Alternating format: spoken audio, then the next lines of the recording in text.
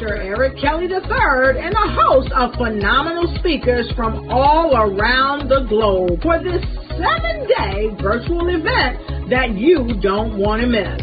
The mission of the Black Business Expo is to raise scholarship money from kids all the way from high school all the way from college. The Black Business Olympics is one of the largest Black business showcases in the world. It is an opportunity for businesses and companies to showcase their businesses globally. We are going to be giving away laptops up to $5,000 away to students. Again, I'm Olivia Appleberry, the founder of 2 Cents Finance and one of the speakers for the expo. I am so excited to see you there. For more info, go to www.blackbusinessexpousa.com or call 919-308-9090 and hope to see you there. I am Black Business. From the moment I wake until the time I sleep. Yes, I am Black Business. I am Black Business. Tell me, are you Black Business? I am Black Business. Do you support Black businesses? Listen, I support Black business because I am Black Business. Black Business Expo, one of the largest business showcases in the history of Black business in the world. The world! Sign up today at www.blackbusinessexpousa.com or call 919-308-9090. I am Black Business. I am Black Business. From the moment I wake until the time I sleep, I am Black Business. I am Black Business. Are you Black Business? I am Black Business. Do you support Black businesses? I support Black business because I am Black Business. Black Business Expo, one of the largest business showcases in the history of Black America in North Carolina. Join Dr. Eric Kelly III and a host of phenomenal speakers from all around the globe for this 7-day virtual event that you don't want to miss. The mission of the Black Business Expo is to raise scholarship money from kids all the way from high school all the way from college. The Black Business Olympics is one of the largest Black business showcases in the world. It is an opportunity for businesses and companies to showcase their businesses globally. We are going to be giving away laptops up to $5,000 away to students. Again, I'm Olivia Appleberry, the founder of 2 Cents Finance and one of the speakers for the expo. I am so excited to see you there. For more info, go to www.blackbusinessexpousa.com or call 919-308-9090 and hope to see you there. I am Black Business. From the moment I wake until the time I sleep. Yes, I am Black Business. I am Black Business. Tell me, are you Black Business? Black Business Expo, one of the largest business showcases in the history of Black business in the world.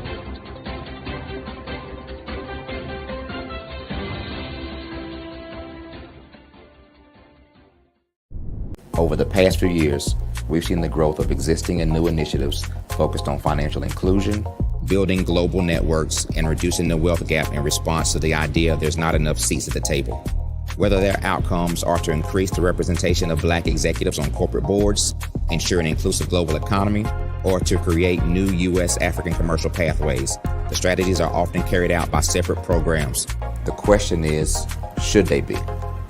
With the continent of Africa being home to more than half of the world's fastest growing economies, the youngest workforce, over 400 companies generating more than $1 billion annually, 700 generating more than $500 million annually that are poised for growth, and being the destination of nearly $5 billion in venture capital in 2021. Diversifying U.S. and Africa commercial engagement by building bridges between African businesses and their U.S. diaspora should begin being seen as mutually beneficial. From helping to reduce Africa's enormous capital gap to catalyzing two-way trade opportunities, the COVID-19 global pandemic hopefully has taught us that global challenges and opportunities are more interconnected than we thought. During the pandemic, African companies like Unicorn Flutterwave, insurance provider Reliance Health, ride-hailing app Yasir, and 54Gene, the continent's first bank of DNA on people of African descent, proved that when African companies have access to networks, capital, and information, they grow big, grow fast, and create solutions that are valuable to the world. This is why BDirect was created. We are the first U.S.-based but African-centric board preparedness and board search company designed to connect U.S. Black talent and corporations to African businesses. Unique and fundamental to BDirect's success is our process of helping board candidates adapt their experience and networks to an African context before they're connected to high-growth companies that are looking to locally and globally scale. From our focus groups with African business execs and government leaders, we don't ignore the sentiment that business is easy, but people are hard. Having a pool of board candidates with hard-to-access networks and extensive experience across the business life cycle, including successfully raising capital, is table stakes for an initiative like this. So yes, we have that. But corporate or entrepreneurial success in the U.S. does not guarantee success in Africa. Developed alongside industry partners on the continent, our training program, BDirect Prep, is designed to transpose their experience to create cultural comfort, understanding, and a commitment to helping businesses in Africa scale. Our board governance sessions are African continental and country specific, integrated with cultural awareness and dexterity training, masterclasses led by African industry execs, and mentoring and coaching from African continental-based facilitators. But even more unique to BDirect Prep, we cap off our training program with an immersion trip to help candidates that have not been to Africa before see and feel Africa's complexity and opportunity from African soil. We all know traditional network-based board placement has historically left a lot of us out of ever really being in the paid board pipeline. Our strategy supports the work of many great organizations that are successfully filling seats at U.S. board tables by creating more tables for those that are still left on the sideline. It's time to start seeing the role and value of U.S. Black talent and businesses on the continent of Africa differently. Old perceptions and habits limit economic inclusion. Let's transition Black talent and the African businesses they will support from the periphery of the global economy to its core. Living in a global lockdown, we all know now how fast local and global economies can change, and see the value of having businesses that hire, strengthen local value chains, and even grow globally. Status quo in any form holds back progress. We must democratize U.S.-Africa commercial engagement by socially and economically connecting cultures that have long been disconnected.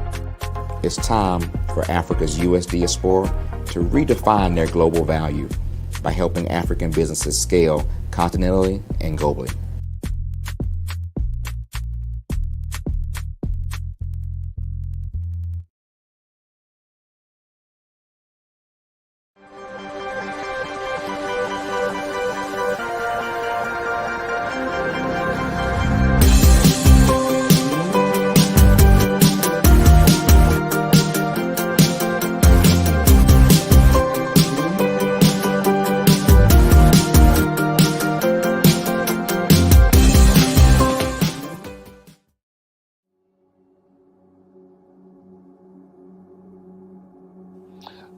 I was born and raised in southeastern West Virginia, the coal fields. My father was an AME minister. For me, I was very fortunate. Even though I grew up in the segregated South, I was surrounded by flourishing Black businesses. Doctors, lawyers, bankers, dentists. They were all there and they were all successful. And I guess that's part of my dream, is to see that success come back. My name is Joseph Simmons, and I am the founder of the Center for Micro-Entrepreneurial Training. We have this moment in time where we can change the trajectory of people. And our focus is on women, Black and brown entrepreneurs, and their access to capital, their ability to build thriving businesses, the ability to employ people. There's a study that showed that in those three communities, especially Black and brown communities, $1 stays in those communities for 30 minutes. In white community, $1 stays in their communities for 8 hours. So think about it. For you in a Black or brown community to get gas, to get food, to go to a restaurant, you've got to leave your community, take those dollars out of that community and take it to another community that's already being well served. So if we can reverse that, if we can go from 30 minutes to an hour to 2 hours, that's progress. That's what we need to do. I was with SCORE. And then in May of 2020, of course, the events happened in regards to the murder of George Floyd. The other thing that I was experiencing was the denials of federal funds for small businesses. And it revolved around one thing. These businesses were not being prepared for grants and for government programs. And I came up with the idea for the Center for Micro-Entrepreneurial based off those two things. Morgan Stanley had a report out in 2020, first quarter, and they talked about there were 3 groups that were massively devastated by COVID-19 on their business. That was 1, women, number 2, Black, and number 3, brown entrepreneurs. The research showed that they had less cash on hand, they had less opportunity to go into a bank and get money, and they were very dependent on family and friends to keep their business up and running. If we can focus on those 3 groups, then we can have a dramatic impact on our communities. Really, the focus is on 3 areas. And those 3 areas are 1, the people, number 2, the courses, and number 3, a support network. Here at CMAT, we will provide you with the fundamentals for generational success. And you will be creating a vibrant community by attending our 5-day immersive training course.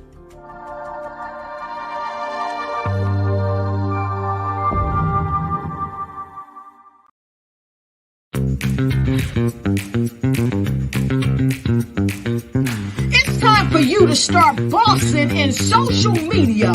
For all your social media needs, you've come to the right place at the right time to get your website designed, landing page, social media platforms, and get the training you need to get in front of the people that's ready to buy your products and services.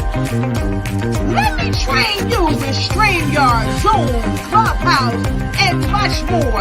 And let me help you get your virtual professionals, not assistants, because assistants can only assist you, but the virtual professionals can give you that professional flavor that you need to expand your reach and increase your revenue. Jump on in and get in where you fit in and start bossing today.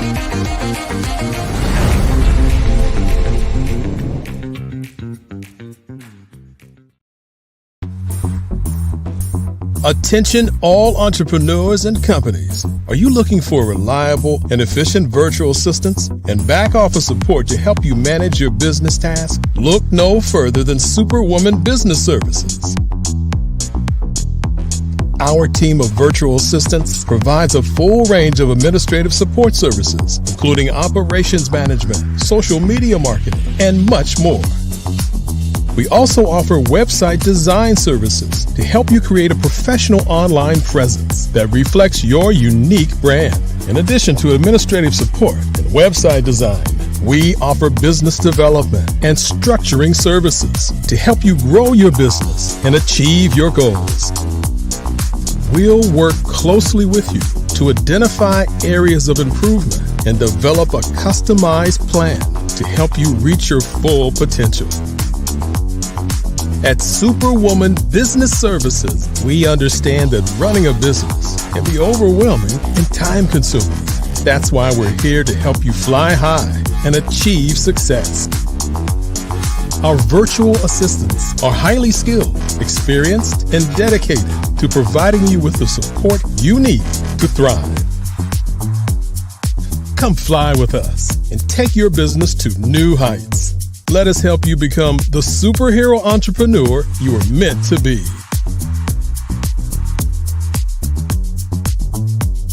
Contact Superwoman Business Services today to learn more about our back office support services. Come fly with us and take your business to new heights. Art to me is a creative expression of something from nothing. You know, it explodes onto the canvas, or it explodes on in my work. One of the things that I try to do more than anything is I try to just give the lines and the movements and emotions and expressions into what I do. Art really means to me a chance to express how I feel deep down inside. Most of my art begins as a thought that I might have, you know, whether it's sports, whether it's history, whether it's a woman or a man. It pretty much starts as an idea of thought before I get into the actual image of what I'm going to draw. I do a lot of historical pieces. I was a history minor in college, and I love to do history pieces. And a lot of times I'm thinking about history, and then I try to make that history impact you as you look at it. That's one of the reasons I do pictures so large. People ask me, why do I do pictures so big? And I tell them, I want the piece to impact them as they're looking at it. To kind of dominate them, dominate their space.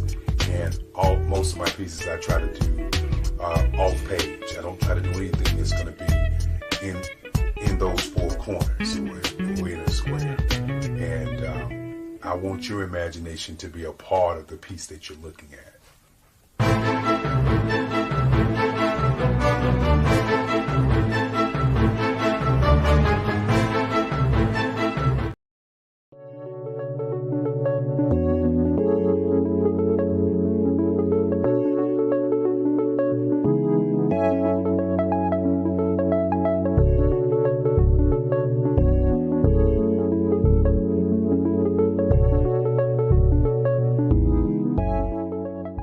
Passion has been around helping communities of color and historically underrepresented and underserved communities, minority, rural, veterans, persons who are differently able, in the intersection of education, innovation, technology, industry, and let's throw some entrepreneurship in there just for fun.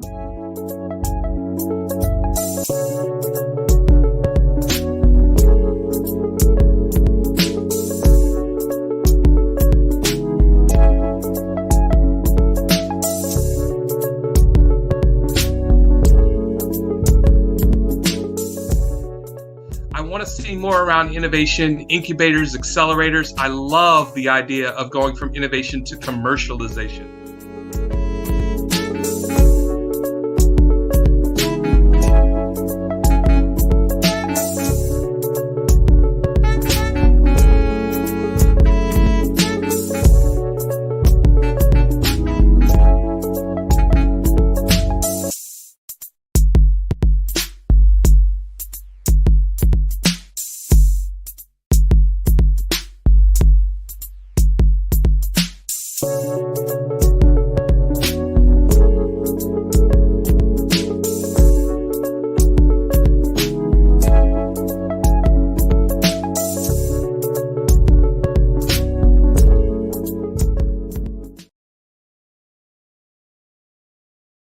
Five-Star BDM, Brand Development Masters, is a professional consulting and advisory group keenly focused on business development services for the small to mid-sized business and entrepreneurs.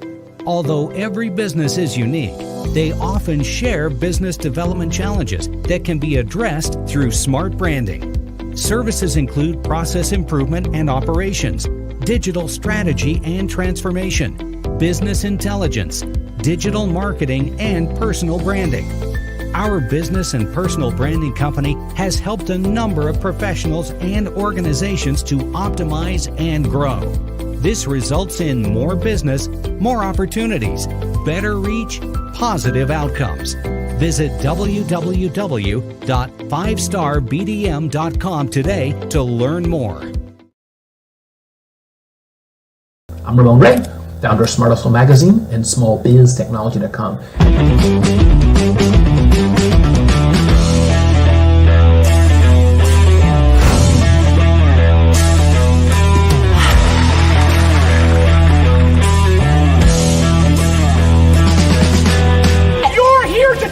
to celebrate small business success. Stand up on your feet.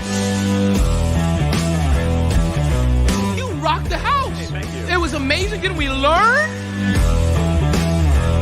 For me, success comes from failure.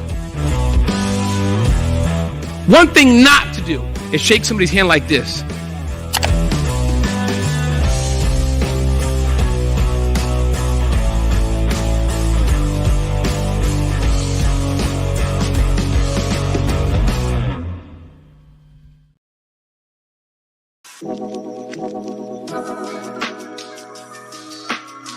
The African company and the African CEO is making a conscious decision to bring on someone external to the continent versus bringing on someone who is from Ghana or Kenya or South Africa.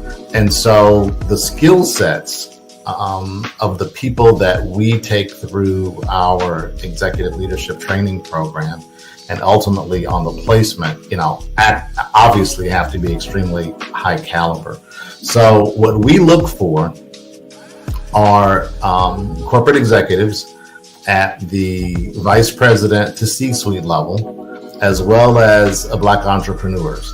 When we look at the Black corporate executives, we're looking for some very specific skill sets, whether that be around supply chain, sales and marketing, engineering, product development.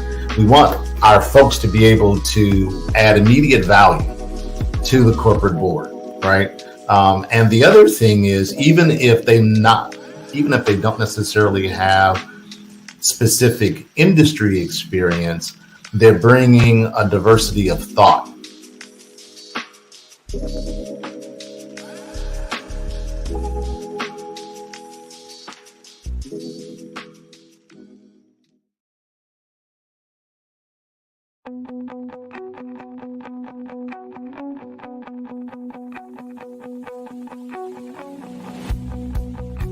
I am Black Business. From the moment I wake until the time I sleep. Yes, I am Black Business. I am Black Business. Tell me, are you Black Business? I am Black Business. Do you support Black businesses? Listen, I support Black business because I am Black Business. Black Business Expo, one of the largest business showcases in the history of Black business in the world. The world! Sign up today at www.blackbusinessexpousa.com or call 919-308-9090. I am Black Business.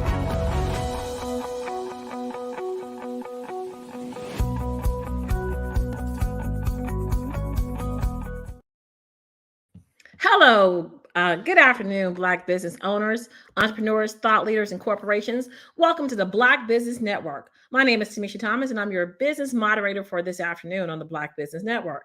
The Black Business Network is a 24-hour business network showcasing Black businesses, business owners, entrepreneurs, and thought leaders worldwide.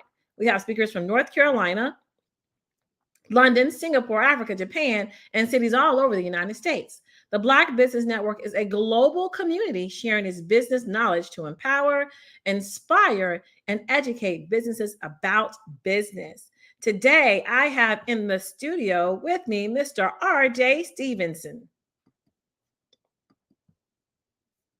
Hi, RJ. Hey, how you doing? I am doing wonderful. How are you doing today?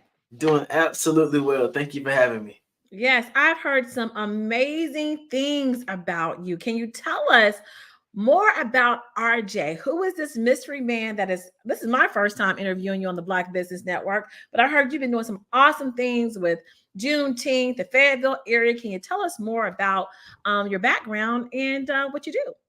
Gotcha. My name is RJ Stevenson. I'm a North Carolina native from Goldsboro. And I have been from North Carolina. I relocated in 2012 to Arkansas. 2017 to Tampa, Florida, and I have recently relocated back here to North Carolina, and I'm excited about the opportunities to become a part of the viable and robust business community here. I run a company called Creative Concepts Production and Design. Been doing that for 20 years. We provide a full service of production, design, and graphics and web, and just filmmaking, documentaries, all sorts of things, streaming services. I'm an ordained minister and also a multi-instrumental musician as well. So I get around quite a bit, travel very extensively, and I'm just excited to be back in North Carolina to do some things in business. For the last 3 years, I co-produced the Juneteenth, the Tampa Bay Area Juneteenth Festival with Rock the Block. And now I'm back in North Carolina. So seeing what I can do to add my imprint here to the local business area as a small business entrepreneur, and see what I can do to just extend and elevate the experience of North Carolinians worldwide.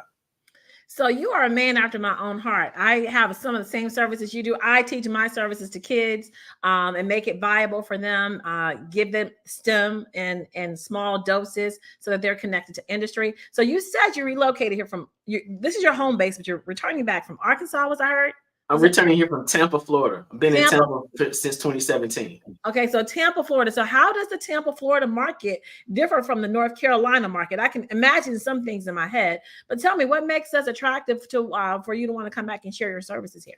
Tampa market is booming. Since around the pandemic, a lot of attention came to Tampa, definitely because of Tom Brady and the Super Bowl. Some other things happened in real estate.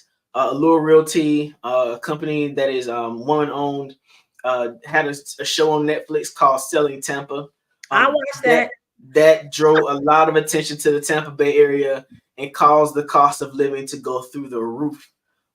We also had the Tampa Bay the Tampa Bay Rays baseball team was supposed to be moving to another area of Tampa outside of St. Petersburg. That real estate deal didn't go through, but it still caused an amazing merge and burst of real estate commercially around the Tampa Bay area. So the cost of living started to increase, but you started seeing large skyscrapers pop up in spaces that no skyscrapers were there before. So economic development, community planning, what we call gentrification or urban development, all of those things are sort of changing how Tampa is and how Tampa feels. And for me, it was time to come home. You go out into the world, you experience great things, you meet great people, build up your resources, but there's no place like home. Dorothy said it best. So coming back to North Carolina, I wanted to be able to now have this experience, come back and become an innovator here in the area, a leader. It's one thing to be in a place where everything's competitive in terms of business. But what I've learned is the mark of a person who's really learned how to do it is to go back to where they come from and be an impact to that community there. So I'm glad to be back here in North Carolina. So you're going to bring an international flair to North Carolina is what I'm hearing. That's what I'm hearing. Absolutely. I believe North Carolina deserves to have the same kind of businesses, services, and resources that everywhere else in the world does. I've been to Dubai shooting documentaries. I've been to Ghana shooting documentaries. And if I can shoot a documentary in Ghana, I can definitely shoot a documentary in North Carolina. Yes. So bringing those experiences here to the coastal region is just going to be an amazing thing. My end goal, well, not my end goal, but one of my future goals, short term, is to develop a film studio here in Fayetteville, North Carolina. The only place in North Carolina people really go for film is Wilmington. That sort of shows you the beach. Dawson's Creek was famous for being there.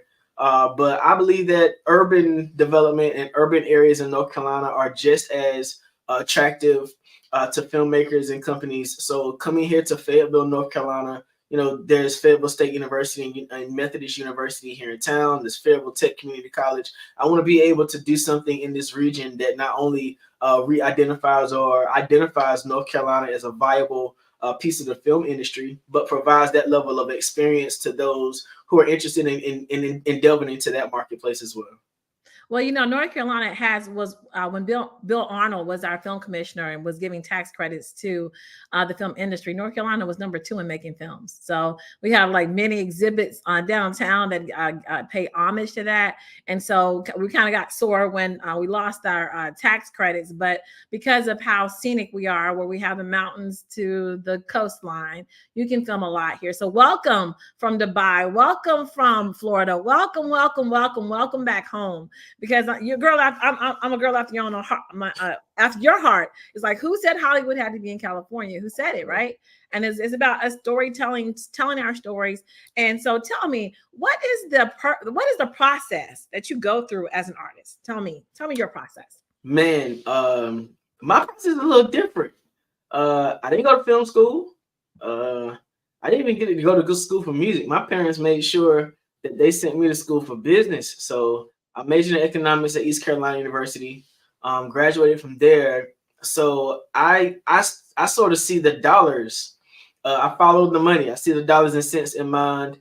And so everything in terms of my process has to do with metrics of success, has to do with what is the end goal and the end game, who are who are the projected viewers. So it's a lot about user experience. It's a lot about, is this family friendly? That's the background. You got to make sure it's family friendly, right? Right. I'm from North Carolina, so we say yes sir and no ma'am down here. So bringing that same kind of culture to the professionalism in industry.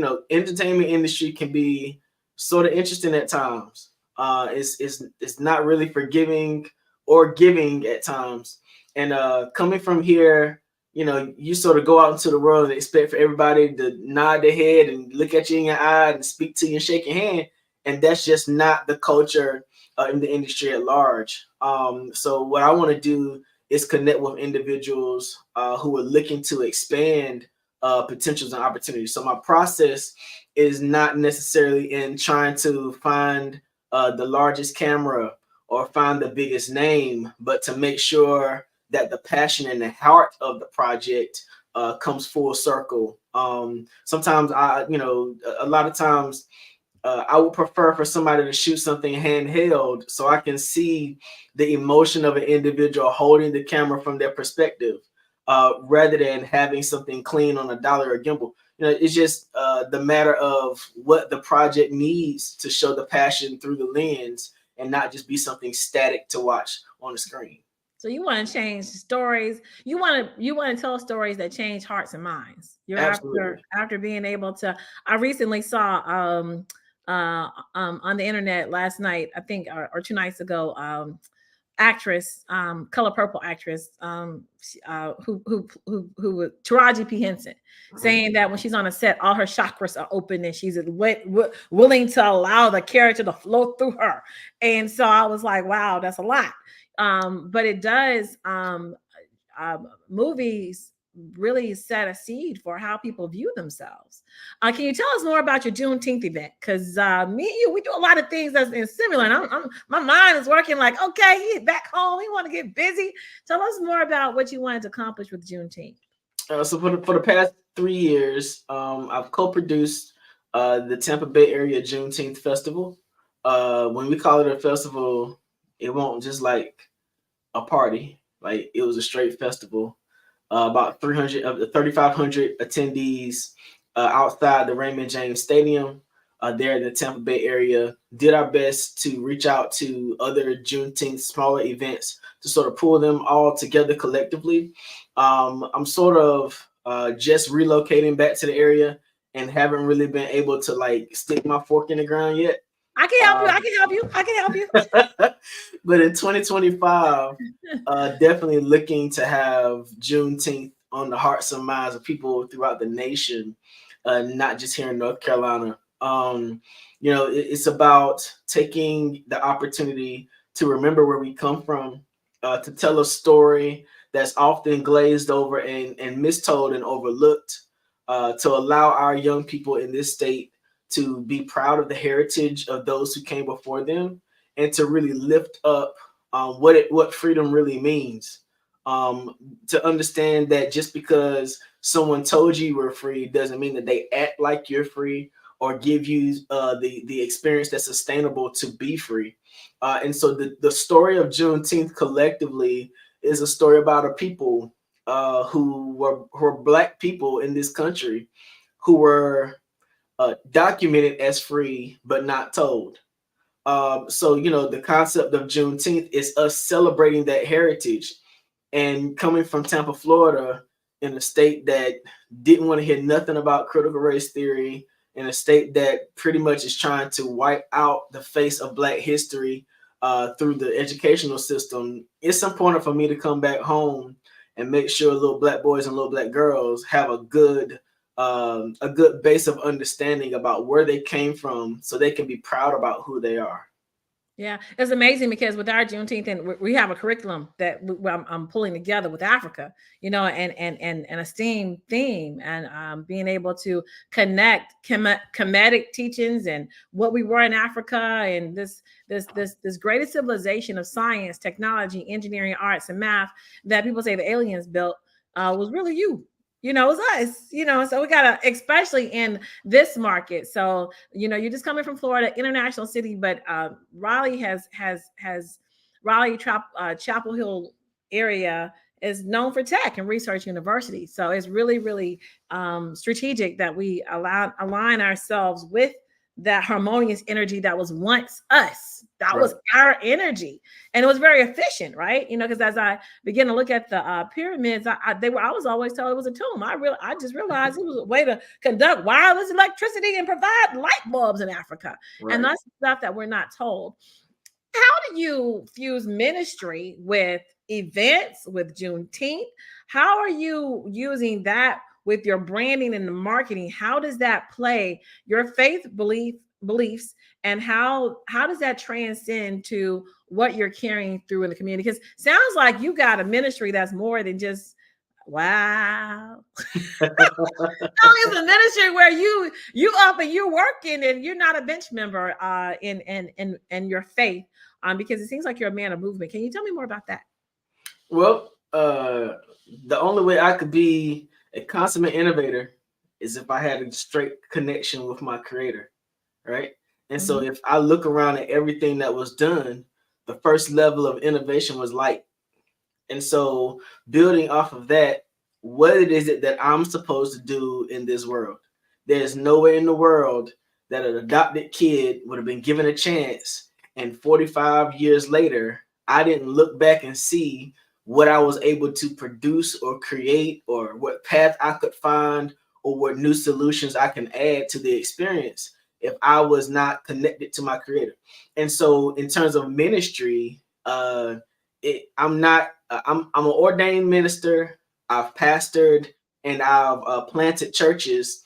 I've been in and out of denominations. But what I'm finding, the truth and passion for me in ministry, is not inside the walls. It's how do I tell the story of civilization and who mankind is from the perspective of our creator. And so when I look at perspectives, I'm doing it from an honest opinion. It's not watered down. It doesn't have those colloquialisms involved. I really want to show people a lens of how the creator sees them, and not just what somebody told them they should be doing, So when I'm in ministry, and the way I fuse ministry and marketplace, I'm the same consistent person. I don't code switch.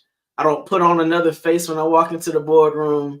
It's all about, just like I do children and youth ministry inside churches, I'm in the community making certain that children and community are cared for, whether I have a cross around my neck or if I'm under a steeple. So to me, the minimization of a box that we call the church building should not minimize the way that I'm able to have an impact in the world. So I expand. I don't just allow ministry to be something that I do in an institution. Absolutely. I make innovation my institution. And so I'm here to make everything around me better. So that's ministry for me. What are some of the challenges that you've had in getting to this space that you are in now? Entrepreneur, philanthropist, a man that understands processes and structures is what I'm hearing. With ministry behind you, and a God that you're serving your life on purpose. What has been some of your challenges, and how were you able to get past those obstacles? One of the major challenges is when you live life like this, people who've never seen it before don't know what's going on. You know, how'd you get that? It's called a holy hookup. Yeah. So it's like, when you see a situation where people are like, you a pastor? Yeah. Why is that so hard to believe? Well, what's a pastor doing at the fashion show? Well, I'm producing the fashion show. What do you mean you're producing the fashion show? Well, all these models that's in this fashion show, I know all of them. And I can go from being behind the curtain, making sure everybody's okay, making sure the process is all right, to even taking them back there to make sure they pray, take a moment to level themselves and know that everything is going to be all right. And after they finish walking across the stage, there's something more that they have to do with the influence they've been gaining on this stage. It's not just about a social media post. It's not just about another picture, but you have some kind of impact that you're supposed to bring to the world because people are being influenced by you. So, a part of the challenge is being able to explain, how in the world do you go from doing construction this day to production the next day? Ain't you just doing too much? And I say, well, why aren't you doing more? Maybe if you were doing more, I could calm down and do a little less. You know what I'm saying? It's that kind of stuff. You're trying to save my people in their mind, spirit, space, in this space, and you're putting business principles behind it. And so the biggest challenge I'm hearing is that people don't believe you're you when they see you. Man, it's you'd be surprised.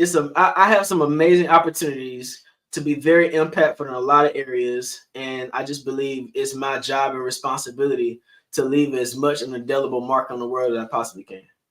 Lastly, what does a good life mean to you, and how do you strive to achieve it in your daily life? Man, let me see. I believe in Ephesians 3:20. Okay. It's about exceeding abundantly for me. And exceeding abundantly does not equal mediocre. Exceeding abundantly means above all I can ask or think. That means that the only way that I can become more is to expand my mind. That means I can't be limited by the examples that I see in front of me. I can't allow somebody to tell me how big my box is, And so I don't mind coloring inside the lines. My thing is, why my lines gotta look like your lines? I got a pen. I'm gonna go make my own lines in my own lane. You know what I'm saying? And the worst thing to tell somebody like me is no, or that I can't. Fortunately, nobody ever told me what I couldn't do. One of the things I take away from my birth story is I don't know where I came from. So the limits of the people I'm around don't really apply to me. My parents didn't want me to necessarily be a starving artist or a broke musician, so they sort of tried to steer me away from music. But the only way that I could really be comfortable and really compassionate and passionate about what I was going to do in my life is if I did what was true to me. And if I put my passion into what was true to who I am, then there's no way in the world a creator would choose for me to starve. He's provided me with everything I need to be productive in my life. And so I stick in that lane. And if people don't understand it, I let them try to figure it out the best way they can. So RJ, we have a Juneteenth event. I just want to shamelessly invite you to Go ahead. June 15th. Mark it on your calendar. Don't just come. We want you to help run the show. What you doing June 15th? I'm coming to help run the show. That's what Tamisha just said. Wherever it is and whatever time it starts, we're gonna have a wonderful experience here in North Carolina for Juneteenth. And so if you're watching there in Tampa, if you're watching from wherever you are, You can also watch that for me this year gonna be in North Carolina. It is. It's gonna be in North Carolina, and you are just like sent from the heavens, because I really want this event to be our largest fundraiser to really educate our kids. I don't want to have to depend on grant money, and Dr. Kelly already said he was gonna help us as well, putting together a steering committee. And one great thing about doing the Black Business Expo, I just recently went to Buffalo with another client, and the client was like, I knew you from somewhere. I knew you from somewhere. I just didn't want to be all in your face, Tamisha. I knew you from somewhere. You introduced me on the Black Business Network. So I went to Buffalo with another client and met someone that I've introduced in the Black Business Network here with Dr. Kelly and what he's doing with his international guest. And so I think that something is being put together here. So RJ, welcome back to North Carolina. We are here to welcome you with open arms in a business community of people that want to make sure that we reinvent and reimagine what our future looks like. With your construction background, you would be, and a Black man, able to show these kids what's possible. So we'll be reaching out to you. I want to thank you for being a guest today. Tell people how they can reach you if they want to know more about RJ Stevenson and how they can get in touch while he is in the Fayetteville, North Carolina area. You can find me anywhere. Just look for RJ Stevenson on Instagram, Facebook, Twitter, YouTube, wherever. I'm back in North Carolina now. Still got a lot of business to do in Tampa. Still feeding people like I've always fed them. Still building community gardens. Matter of fact, I just put 3 towers here in North Carolina. So I'm looking forward to reaching out to the community here, networking. Next month is May. It's my birthday month. So there's a couple of things I want to do here in North Carolina as well as Tampa. I'm actually opening a film and production studio here in Fayetteville in May. So that's going to be fun. Look forward to the grand opening on that. You can go to rjstevenson.com and find out about just about anything I'm doing in this area, across the world, wherever I'm at. And thank you so much, Tamisha, for this wonderful opportunity to sit down and have a chat with you. RJ, thank you for being innovative. Thank you for being a man of God. Thank you for following the footprint that God has placed in your heart, your soul for our people. And business is coming. We will see you on the other side.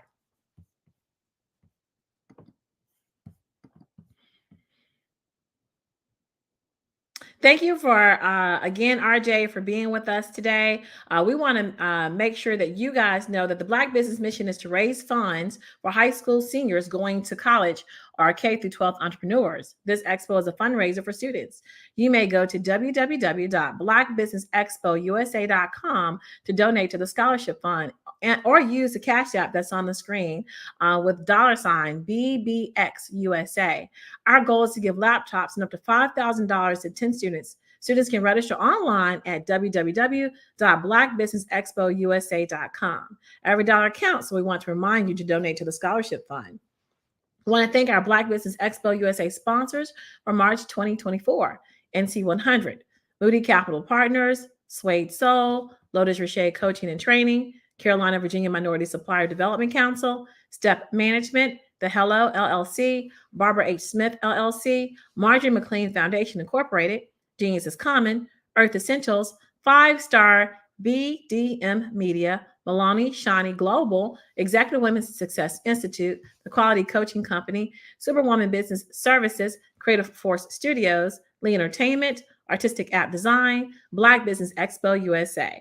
Genius is coming, and I'll see you on the other side.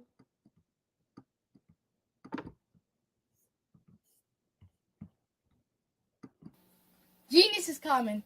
Hello, everybody. My name is Lil Asmar. I'm 13 years old. I'm a kid prodigy, bass guitar player. I've been in 7 different magazines. I've been on Ellen DeGeneres, Steve Harvey, Little Big Shot Show twice, Harry Connick Jr. Show twice, Wonderama. Played with so many celebrities. Been on the road with Uncle Bootsy Collins. Played with Nate Watts and Stevie Wonder's band. Been on so many big TV shows. And this is what I can do.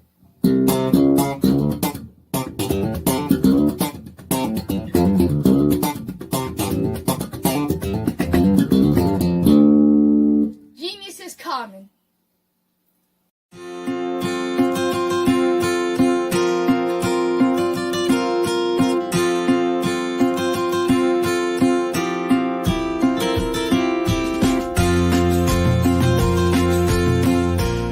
Hello, my name is Rochelle. I am 11 years old, and my genius is entrepreneurship, and my genius is common.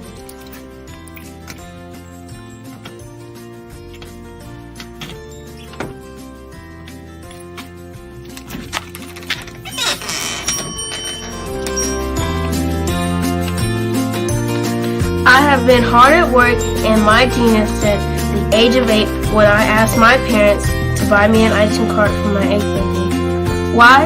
Because I love ice cream, and I knew that 99.9% of the world loves ice cream too.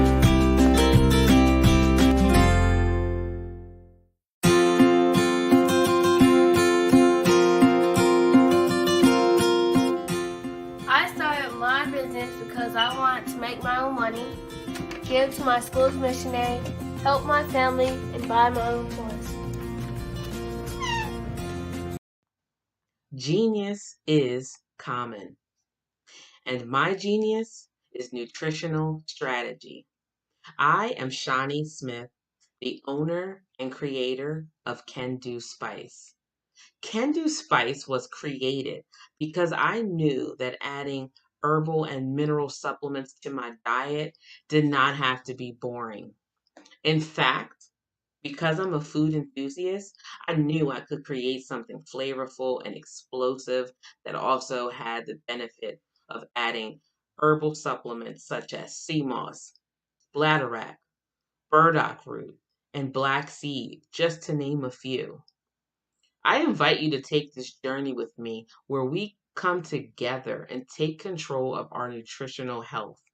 It is my way of sharing my genius, the gift of flavor and the healing power of herbs to the world. What is your genius? Cash flow 5, 10, 10, 75. I use the cash flow app to keep track of my charities. Cash flow 5, 10, 10, 75 helps you manage expenses, helps keep track of charitable giving, helps you save your money. Cash flow 5, 10, 10, 75. Download it today. Cash flow 5, 10, 10, 75 would like to wish the Cyber Bears good luck in this year's first robotics competition. I'd like you to imagine with me, if you will, opening an app where you can collaborate with like-minded individuals from around the world, get inspiration and in-app tools to launch and grow your business, as well as share your knowledge and earn compensation, all in one app. Well, the name of that app is Truso, short for Truly Social. Hi, I'm Matthew Newman, the founder and CEO of Truso. A new concept in social media, Truso is designed from the ground up to be a platform that's both social and empowering for all its users. How exactly do we do that? I'm glad you asked. First, Truso brings the world together via video. Psychologists assert that video provides a significantly more effective connection than audio only. When you enter a community on Truso, you're face to face. Second, on Truso, you don't have to have 1 million followers to monetize. Our business model allows all hosts and moderators to monetize, no matter the size of your following, by 1, producing fee-based content, and 2, inviting others to join the platform as subscribers. Even more, Truso has an in-app resource library with over 100 free resources, forms, and documents to help you build your brand and grow your business. Third, Truso is inclusive. The deaf and hard of hearing communities make up 360 million people worldwide. Unlike audio-only apps, Truso embraces this community, providing a networking platform that allows them to participate via video and closed captioning. We even have a deaf and hard of hearing foundation in the works as well. Fourth, Truso is both social and safe. We refer to Truso as a virtual extension of the beauty shop, barbershop, and brainchild of the community. A place where there's laughter, along with wisdom, growth-oriented conversation, and genuine connections in a safe space. Trousseau even has proprietary security to ensure we maintain a safe environment for everyone. Where are we at now? Trousseau is live, y'all. We've launched in beta and we're acquiring users daily. We have an incredible development and marketing team, plus amazing celebrity influencers at the table, helping us spread the word around the globe, beginning within the African diaspora and beyond by creating a safe space for growth, connection, and collaboration. We're truly excited about Trousseau. We've created something special for which there is a global market. And we invite you to embark on this journey with us as a shareholder. The future for Trousseau is truly bright. Join us and let's go there together.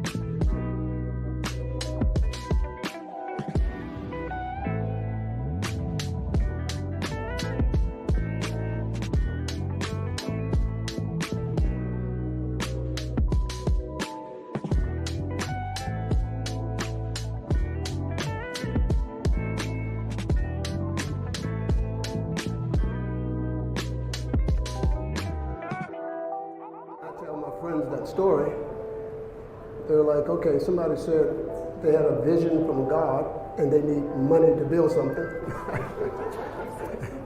And I was like, well, if this guy tells me that the sun's not going to come up, I would not get out of bed. That's who he is to me. And you can see that my judgment is well placed, because in another 8 or 9 months, we're going to put his technology into an electric car. You know, people always say, well, why'd you build the car and the engine is not finished yet? I'm like, well, when the engine's finished, what are we going to put it in? You know? So we had to do the two parts. What we're doing right now is putting those two parts together. And, you know, in 8 or 9 months, you know, Derek Automotive is going to basically redefine the electric transportation sector. But tonight is about having fun. So we're going to have fun tonight. Tomorrow we're going to get back to work. All right? Thanks for coming.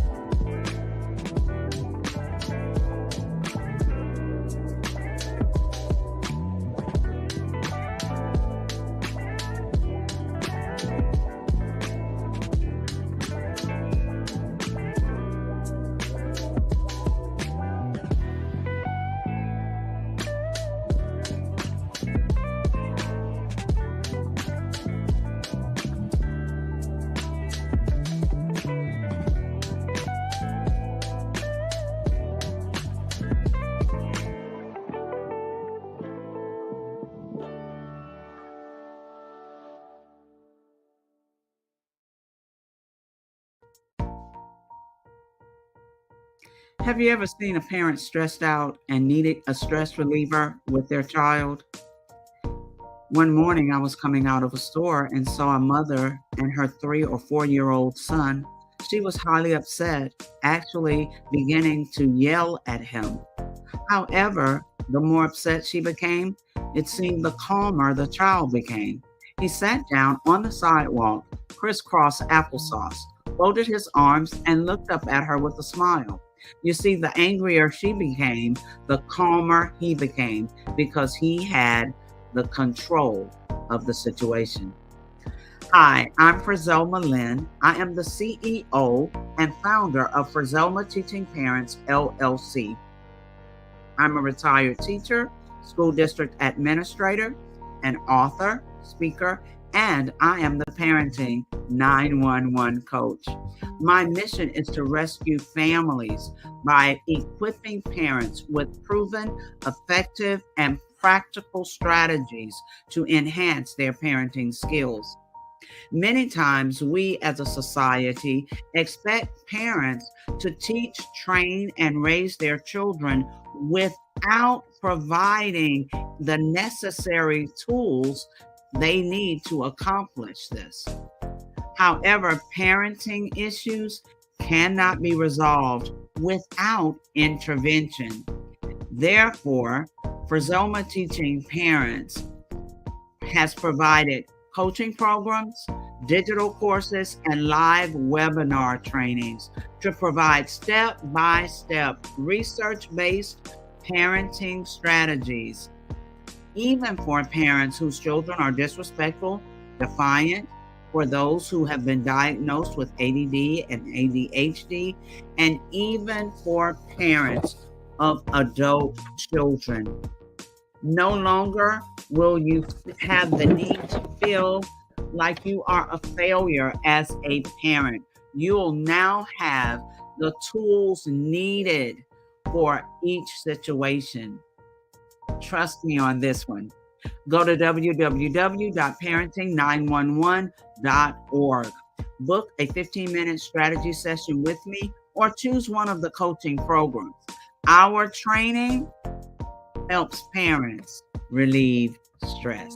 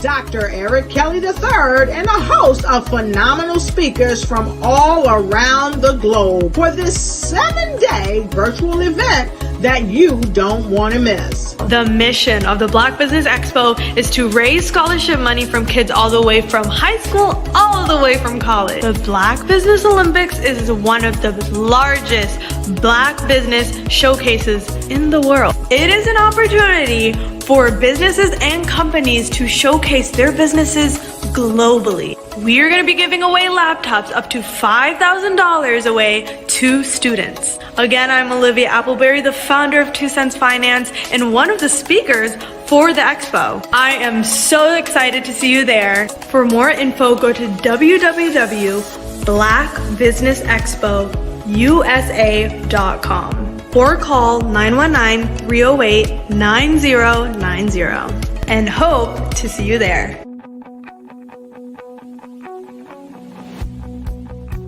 I am Black Business. From the moment I wake until the time I sleep. Yes, I am Black Business. I am Black Business. Tell me, are you Black Business? I am Black Business. Do you support Black businesses? Listen, I support Black business because I am Black business. Black Business Expo, one of the largest business showcases in the history of Black business in the world. The world! Sign up today at www.blackbusinessexpousa.com or call 919-308-9090. I am Black business. I am Black business. From the moment I wake until the time I sleep, I am Black business. I am Black business. Are you Black business? I am Black business. Do you support Black businesses? I support Black business because I am Black business. Black Business Expo, one of the largest business showcases in the history of Black America in North Carolina. Sign up today at www.blackbusinessexpousa.com or call 919-380-9090. I am Black business. I am Black business. From the moment I wake until the time I sleep, I am Black business. I am Black business. Are you Black business? I am Black business. Do you support Black businesses? I support Black business because I am Black business. Black Business Expo, one of the largest business showcases in the history of Black America in North Carolina. Sign up today at www.blackbusinessexpousa.com or call 919-380-9090. I am Black business. I am Black business. From the moment I wake until the time I sleep, I am Black business. I am Black business. Are you Black business? I am Black business. Do you support Black businesses? I support Black business because I am Black business. Black Business Expo, one of the largest business showcases in the history of Black America in North Carolina. Sign up today at www.blackbusinessexpousa.com or call 919-380-9090. I am Black business. I am Black business.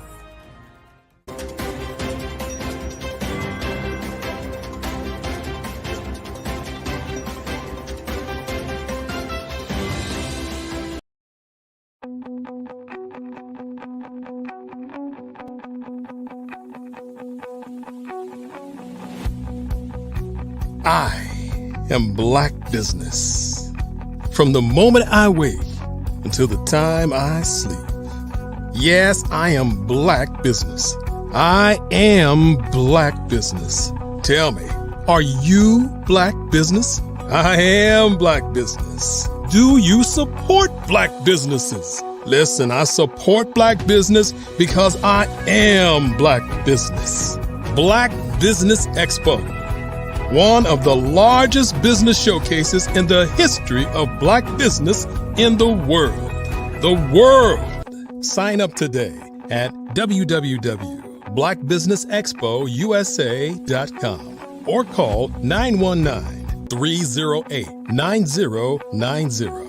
I am Black business.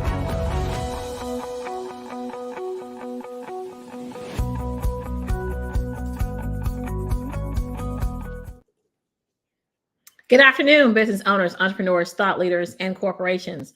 Welcome to the Black Business Network. My name is Tamisha Thomas. I'm your Black Business moderator for this afternoon on the Black Business Network. The Black Business Network is a 24-hour business network showcasing Black businesses, business owners, entrepreneurs, and thought leaders worldwide. We have speakers from North Carolina, London, Singapore, Africa, Japan, and cities all over the United States. The Black Business Network is a global community sharing its business knowledge to empower, inspire, and educate businesses about business. Today, we have in the studio with us Rajik R.J. Stevenson, a young trailblazer in music, media, and ministry. He is the CEO and lead creative director for Creative Concepts Production and Design, a full-service media and marketing company based in Tampa, Florida, with offices in Eastern North Carolina. For over 15 years, the company developed and established the national branding images of businesses, institutions, nonprofit organizations, and high-profile personalities. He is musically gifted. Stevenson is also found much success in the field of music. He is a multi-instrumentalist, songwriter, arranger, producer, and recording engineer. He has credits with countless recording artists, churches, and broadcast companies throughout the nation. Coupling music and ministry together, Stevenson travels extensively, helping to further establish music ministries at conferences and workshops across the nation. His list of industry accomplishments includes serving as a musical and marketing consultant for the acclaimed Gospel Music Workshop of America, developing all national marketing for the 2021 GMWA National Board meeting in Norfolk, Virginia, and the 2011 GMWA National Convention held in Tampa, Florida. Serving over 25,000 registrants from across the globe, Mr. R.J. Stevenson. How you doing, Mr. Stevenson? Hey, I'm so glad to be here with you again, Tamisha. The great introduction. Can't hear you. How you doing, Mr. Stevenson? Can you hear me now? I got you. Great. How are you doing, Mr. Stevenson? To be here with you again, Tamisha. Thank you for the great introduction, and I look forward to the amazing opportunity to share. Jeans is common, and we will see you on the other side. Hey, everybody. My name is R.J. Stevenson. I am so glad to be here presenting today on the Black Business Network. This is a major opportunity for me, and I look forward to sharing all about this thing called Creative Concepts Production and Design. I am gifted in a lot of different areas, but today we're going to talk about film production, marketing, design, branding, and all of those things. First of all, I'm from Goldsboro, North Carolina. Okay. Because I'm from Goldsboro, North Carolina, it just means that I'm built a particular kind of way. If you're from Goldsboro, you know exactly what I'm talking about. But being from Goldsboro allowed me the opportunity to see some amazing people in my life. And those individuals sort of gave me the impact and influence necessary to become a mover and shaker in my industry and just about anything I ever aspired to do. Early on in life, my mother and father, Cassandra and the late Linwood Stevenson, had a yellow pickup Toyota truck. And one day my dad came home with a box of Bibles and books because, of course, he was a pastor. And he was going around to share those Bibles and books with other pastors in the area. And that became the birth of the Christian Supply Store in Goldsboro, North Carolina. 43 years later, our store is still thriving. We survived the pandemic. And when other large size mom and small size Bible and bookstores or bookstores, period, were closing their doors, our brick and mortar stayed open the entire time.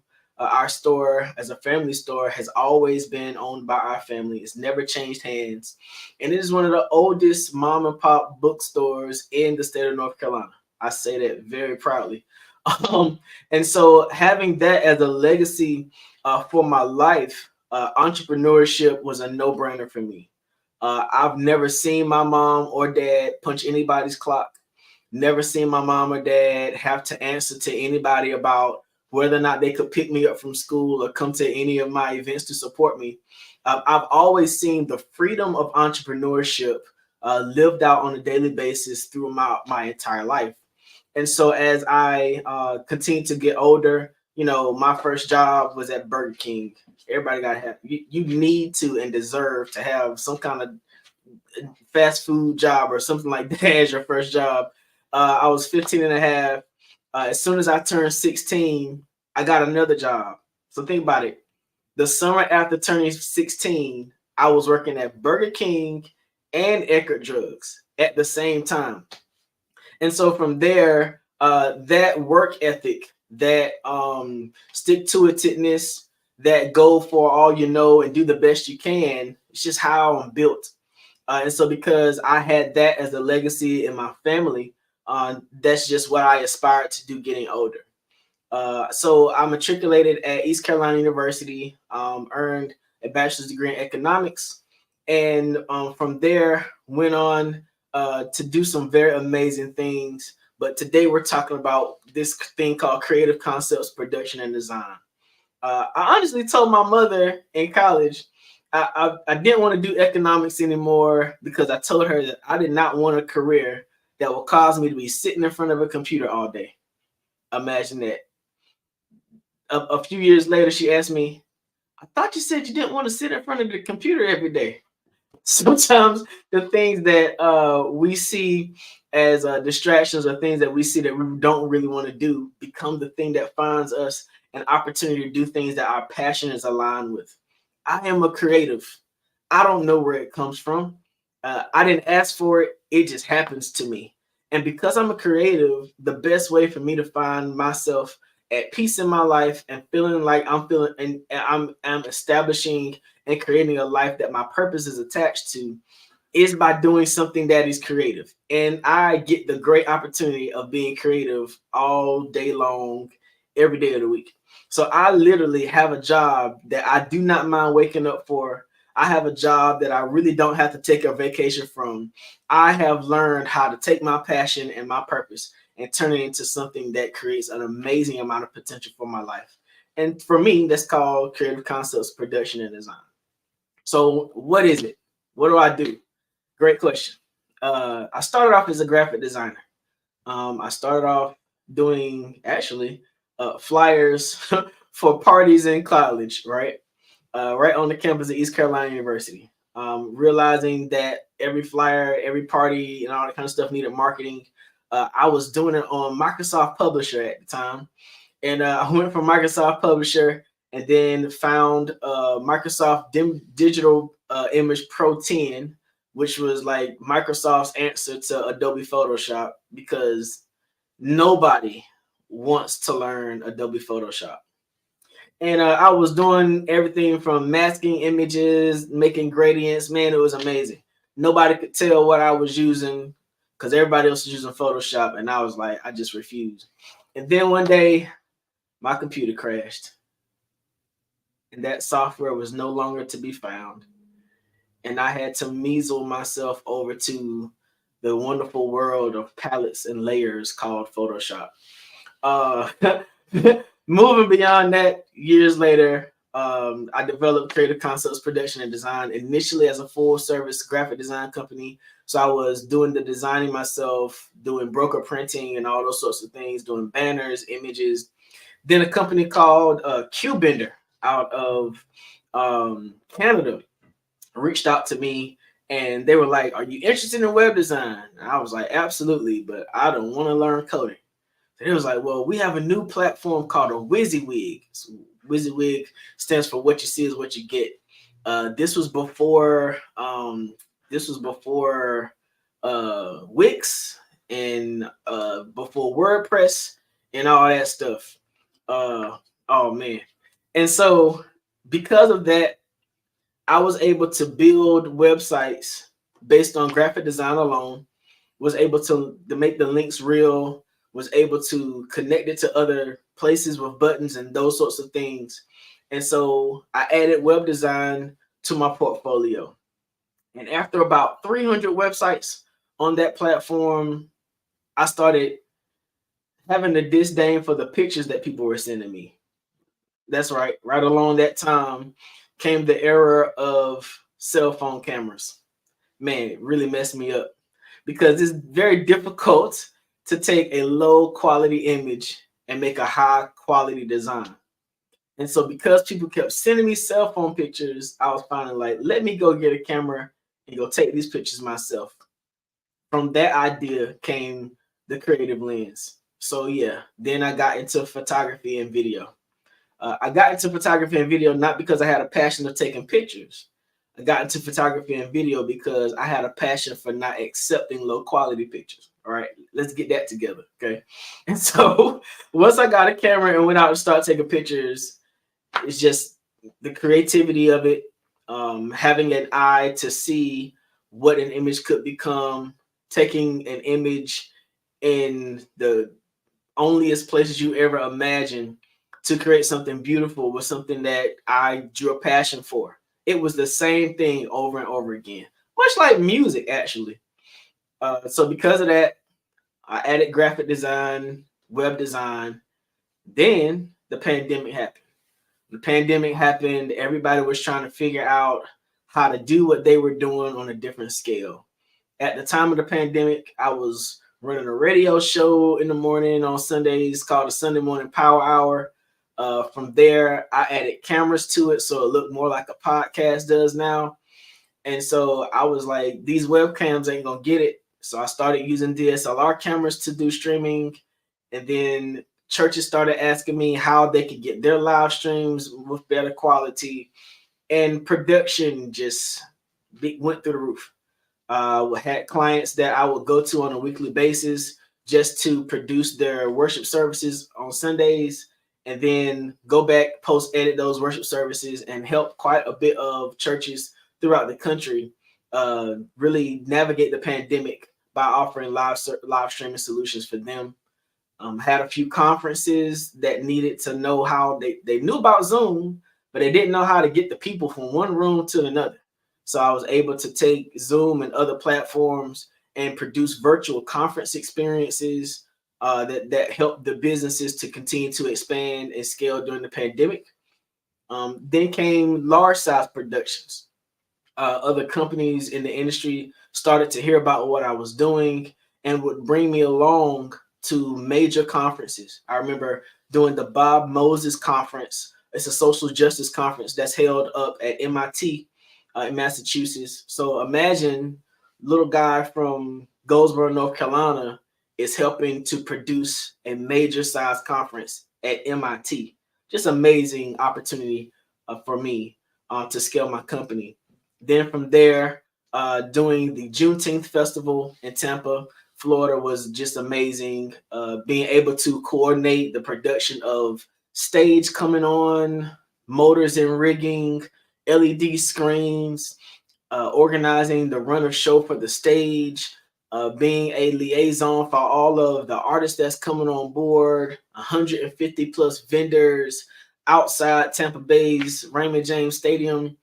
That was a awesome scale up for my ability in terms of services and scales. Now I'm back home in North Carolina, trying my best to bring those same kinds of experiences here. Another thing that I branched out to do with my company was short form documentaries and film. I've been able to do documentaries of the slave coast, the Gold Coast of Ghana. Actually doing a documentary of the slave dungeon itself. There, right on at the point of no return. That was one of the most memorable opportunities that I've had. Going over to Dubai to do a documentary about the experience in Dubai. The Department of Tourism there invited a large group of African Americans over to Dubai to premiere a resort site called the Palm. And I was able to capture all of that experience in my lens. There's a lot of things that I capture in the experiences that I never show anybody. those are the things like walking through the city of Dubai to show the different ways that they've been able to take a place that was a desert a few years ago and to create this immersive community. Filmmaking allows me to tell stories that other people really don't get an opportunity to really dive into. Another film company saw me at MIT when I was working with the Bob Moses Conference, reached out to me and invited me to come down with them to Selma, Alabama, a couple of years ago for Bloody Sunday celebration. I had never heard of the Bloody Sunday celebration, and I get there, and the city of Selma is just swarming with people walking over to the Edward Pettus Bridge. That was just an amazing opportunity. Being able to have conversations with individuals from that area, and I got an opportunity for my lens to catch an interview with the only person that was arrested on Bloody Sunday. I mean, I'm literally sitting inside the African American Museum, downtown Selma, Alabama, and in the room with me is a person who was arrested, the only person arrested on Bloody Sunday in Selma, Alabama. Those experiences have really broadened my perspective about not only film, but about the experiences of people, about how when people tell their stories, they can sometimes tell you what you want to hear, but if you ask questions the right way, the story sort of turns into a deeper exchange between you and that person. They start to tell you things that are more intimate about their experience. They start to tell you things that they've never told anybody before. And those things just continue to develop and establish my love and desire for filmmaking. Also, recently, I was able to go to Tallahassee, Florida, and do a film on the Bricklers. The Bricklers is a father and son that are gynecologists in Tallahassee. And there are 50,000 people who have been birthed by the hands of these two Black doctors. Did you hear me say 50,000 people? What an amazing story to be in the room shooting a documentary about these two men who have had their hands as a part of the life and birth story of 50,000 people. That's an experience that everybody doesn't get. And then to know that they're a part of history because they're great nephews of Harriet Tubman.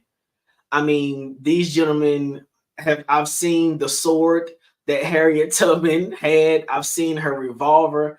I mean, it's just been an amazing experience being able to see life happen, but be able to tell the story on the other side of it. I've also been able to film at New York Fashion Week. I've been able to film fashion shows in the city of Tampa. And that's another story. Seeing models arrive earlier that day, transform behind the scenes, and then walk out wearing the garment from a designer who just had an idea and stayed up countless hours to develop a collection so that other people could see what it was that they thought in their minds. Being behind the camera for me has really expanded the horizon for what I do creatively. I don't just shoot videos anymore. I tell stories with lens, all right? And the way I shoot is cinematic. I shoot so that the eye is trained in on a particular point on the screen. So it's sort of like it's movie making and all that goes along with movie making. But then I started to realize how many people it takes behind the scenes to do that level of production. I mean, this year I had the pleasure of being the production coordinator for the Tampa Bay area's Black History Festival at down at Curtis Hitson Park. And it was an amazing opportunity to see all the young students from the University of South Florida and their instructor, Brian, come over with their cameras and be the one in the room deciding which camera image goes on the screen. Seeing the mamas holding their babies, walking around, taking in all of the experience, being in the tent with the gentlemen who are mixing the sound, seeing how the spotlights happen to get onto the field, it has just changed my perspective about production overall and a greater appreciation for human people. There were people who came to the field just to put the stage up. And I'm not just talking about 2 or 3 people. I'm talking about 12 to 15 people had their hands on this mobile truck just to get the stage in the air. And so what happened to me is, because I was a part of production, I'm still very community relative. So I'm walking around listening to what people are saying in the audience, and they're complaining and they're talking about why come this isn't this way and why come that isn't that way. And I'm like, you don't realize that it took us about 3 days just to even transition this park into this festival. You don't realize how that somebody stayed here overnight to be security so nobody would bother the kinds of equipment and tents and multiple thousands upon millions of dollars that are of equipment that are sitting on this field. And so it has completely changed the way I view production. So here I am in North Carolina, endeavoring and venturing to do something that I don't think has been done before. We have a lot of talent here.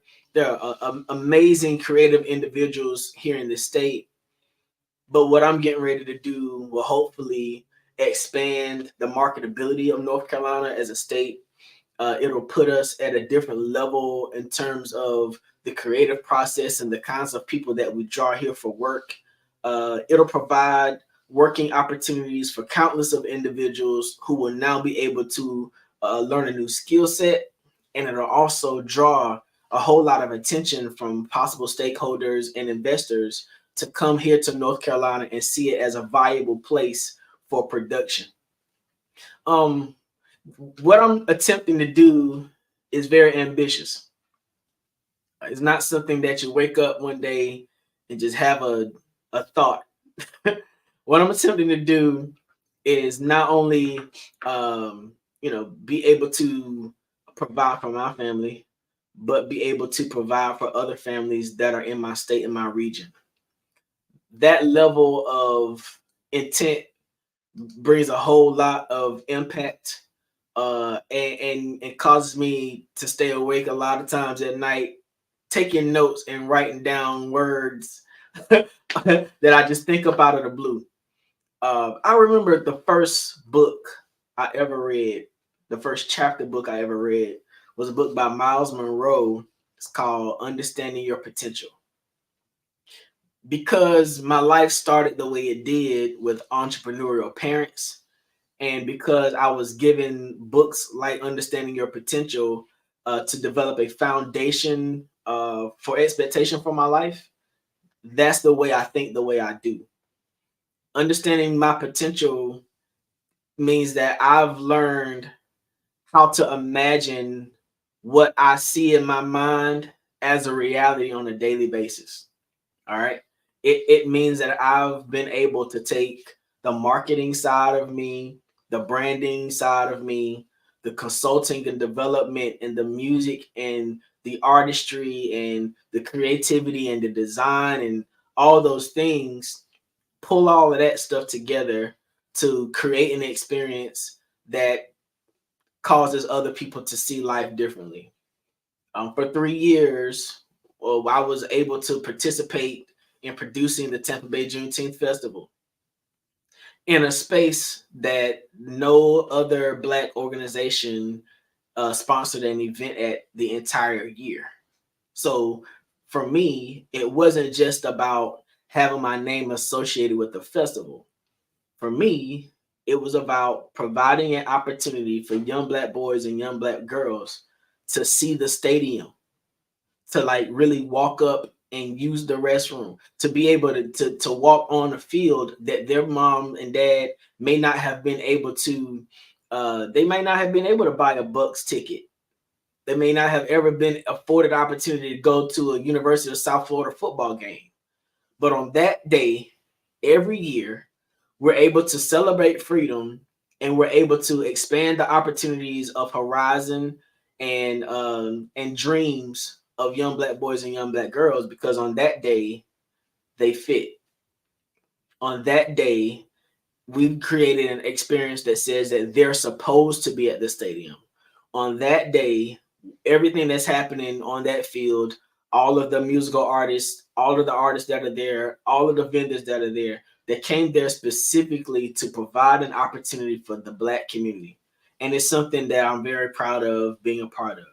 Now, beyond there, I've learned how to identify my exits. You ever been driving down the road and didn't listen to the GPS, and so you realize that you missed the exit, and now you have to drive whoever knows how long before the next exit comes so you can turn back around to get back to your exit? I've become very efficient at identifying my exits. When times and seasons change, when it's time to transition, I've learned how to listen to the plan for my life and exit. That comes in definitely in business, because what I've learned about what I do is I've had to learn my seasons. So a lot of people ask me sometimes, why is your business so diverse? Why do you do so much stuff? I also do apparel design. I do a whole lot of stuff, okay? The reason why I do so much is because I've learned that in the winter seasons, as you're getting ready for the new year, everybody wants to start the new year with a new brand. All companies, if they're going to change their brand, they want to have it rolled out at the beginning of the year. They want to start a new year with a new look. That means that if I'm doing my strategic planning around September or October, I need to start working with companies about their new brand. That means I need to put down some of this film stuff and get right over there on Photoshop.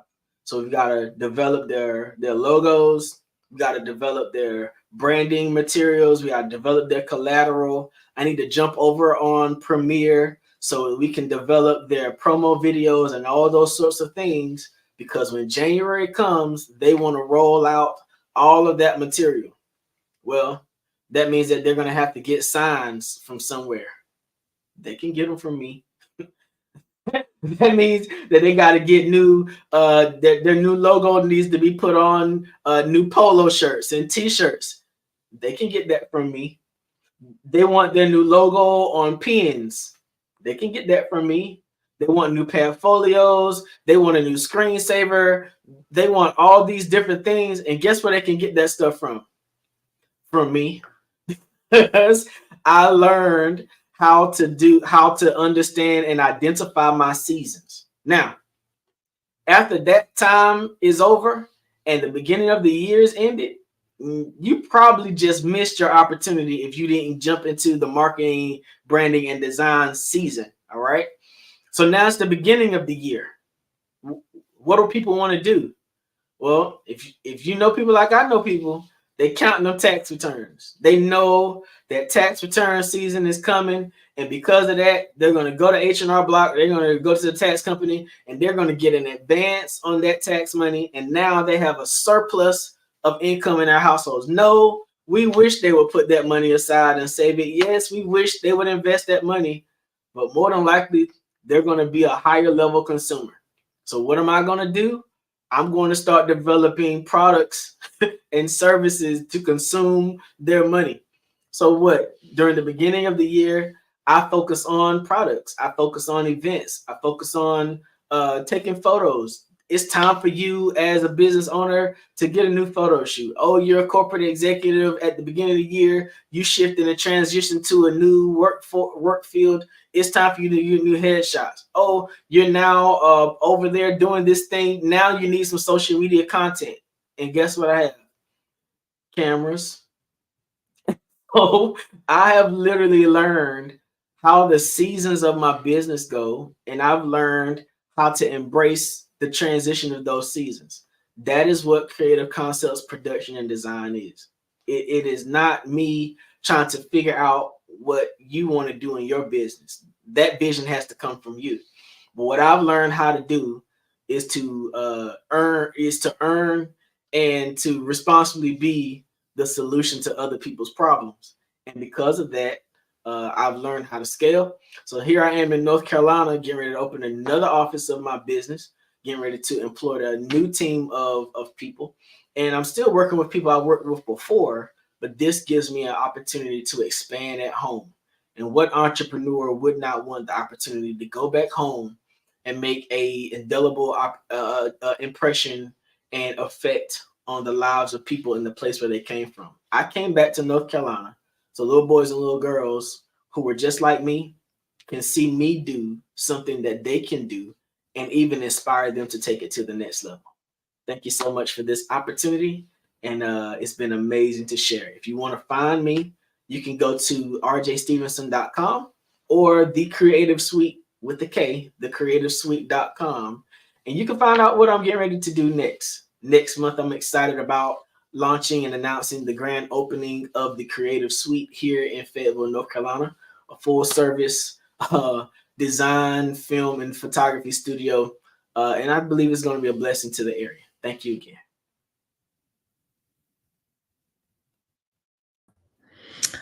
RJ, thank you for being here with us today on the Black Business Network.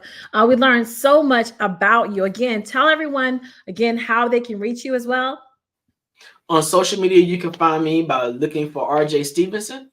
That's on YouTube, Instagram, Facebook, Twitter, wherever. LinkedIn, RJ Stevenson, I'm there. My websites are rjstevenson.com as well as thecreativesuite.com with a K. And you can also find me doing church consulting at mychurchcangrow.com. Well, thank you, RJ, for letting letting us know about your seasons, letting us know about how you've maneuvered through the landscape of all the things that you do. Genius is common, and we will see you on the other side.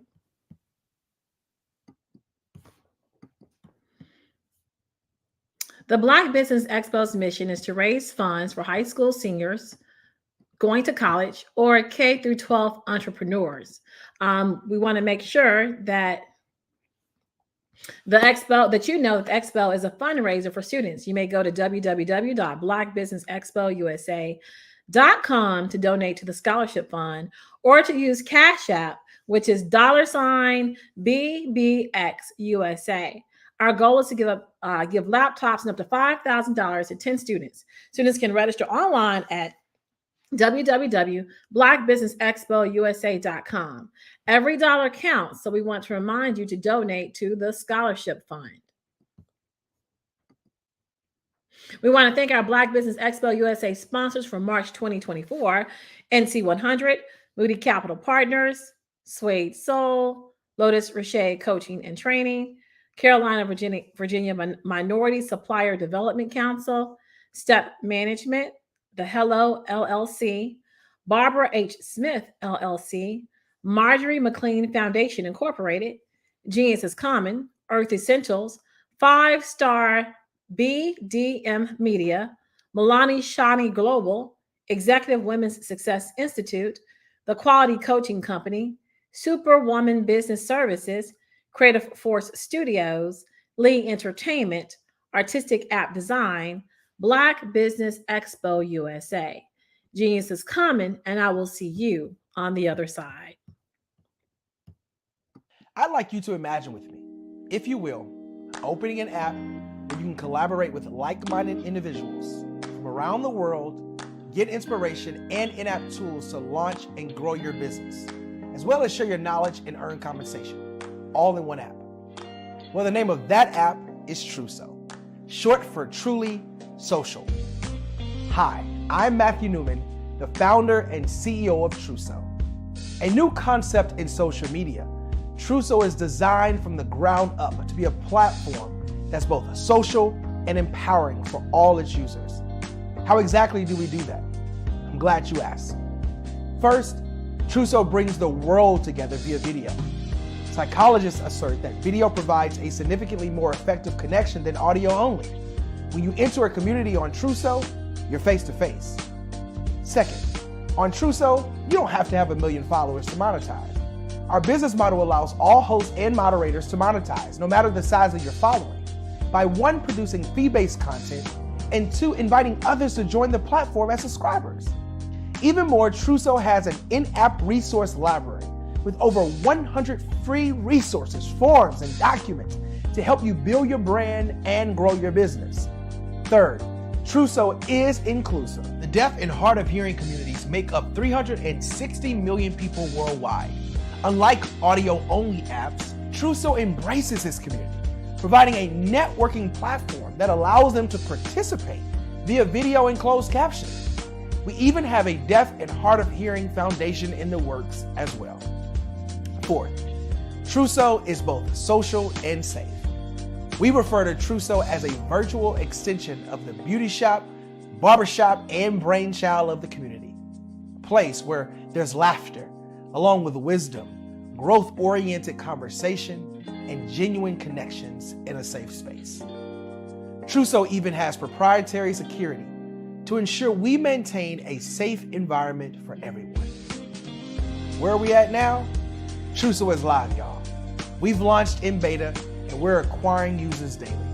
We have an incredible development and marketing team, plus amazing celebrity influencers at the table, helping us spread the word around the globe, beginning within the African diaspora and beyond by creating a safe space for growth, connection, and collaboration.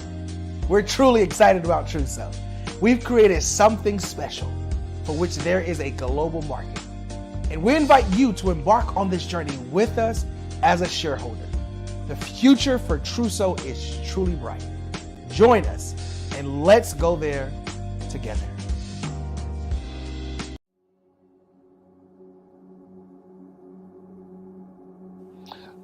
I was born and raised in southeastern West Virginia, the coal fields. My father was an AME minister. For me, I was very fortunate. Even though I grew up in the segregated South, I was surrounded by flourishing Black businesses. Doctors, lawyers, bankers, dentists. They were all there and they were all successful. And I guess that's part of my dream, is to see that success come back. My name is Joseph Simmons, and I am the founder of the Center for Micro-Entrepreneurial Training. We have this moment in time where we can change the trajectory of people. And our focus is on women, Black and brown entrepreneurs, and their access to capital, their ability to build thriving businesses, the ability to employ people. There's a study that showed that in those 3 communities, especially Black and brown communities, $1 stays in those communities for 30 minutes. In white community, $1 stays in their communities for 8 hours. So think about it. For you in a Black or brown community to get gas, to get food, to go to a restaurant, you've got to leave your community, take those dollars out of that community and take it to another community that's already being well served. So if we can reverse that, if we can go from 30 minutes to an hour to 2 hours, that's progress. That's what we need to do. I was with SCORE. And then in May of 2020, of course, the events happened in regards to the murder of George Floyd. The other thing that I was experiencing was the denials of federal funds for small businesses. And it revolved around one thing. These businesses were not being prepared for grants and for government programs. And I came up with the idea for the Center for Micro-Entrepreneurial based off those 2 things. Morgan Stanley had a report out in 2020, first quarter, and it talked about there were 3 groups that were massively devastated by COVID-19 on their business. That was 1, women, number 2, Black, and number 3, brown entrepreneurs. The research showed that they had less cash on hand, they had less opportunity to go into a bank and get money, and they were very dependent on family and friends to keep their business up and running. If we can focus on those 3 groups, then we can have a dramatic impact on our communities. Really, the focus is on 3 areas. And those 3 areas are 1, the people, number 2, the courses, and number 3, a support network. Here at CMAT, we will provide you with the fundamentals for generational success. And you will be creating a vibrant community by attending our 5-day immersive training course.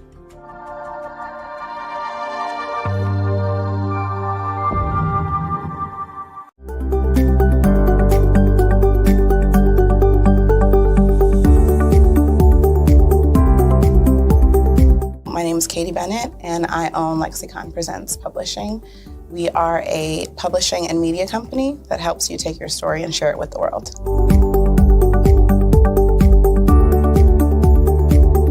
You know, for a while, I just had my family telling me to just hang it up, get over it, you know, and I had no support. And it was in your program that I really understood the necessity for having that help, having that support. And so now I actually feel like a CEO as we scale, as our clientele changes, as my company is opening doors for other people to, you know, take care of their families. It's just completely changed from just a mom who was publishing books.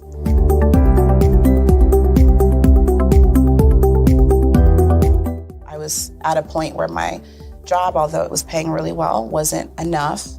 And my business was always in the red, and I was tired of it. And so I came in just hoping to get some sort of help to just not end up in the red every month.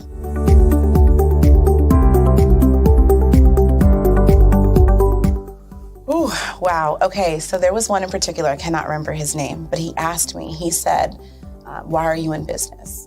And I told him that I wanted to make a difference and I want to help my community. And he let me ramble on for a while. And then when I was done, he was like, okay, all of those things are great. They make you a humanitarian, not a business owner. And he was the one who told me, he's like, you know, you have this great service and you're offering it at like a great value price. So to someone like myself, we don't know that we're going to get the value of what you're actually bringing. And so that gave me the confidence I needed to raise my price. It gave me the confidence to go after my, you know, my actual client that I actually prefer to work with. And it really just changed everything for me. I don't think without him kind of giving me that push, I don't think I would have gotten to this point or position.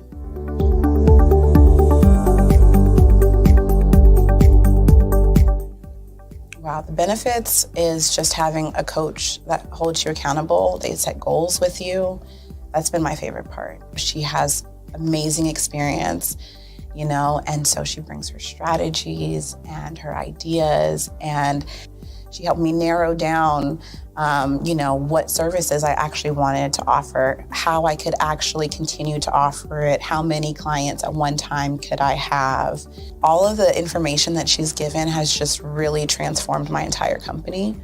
And so I know I would have never gotten to where I am today and having some of these partnerships that I'm, you know, having now without her help.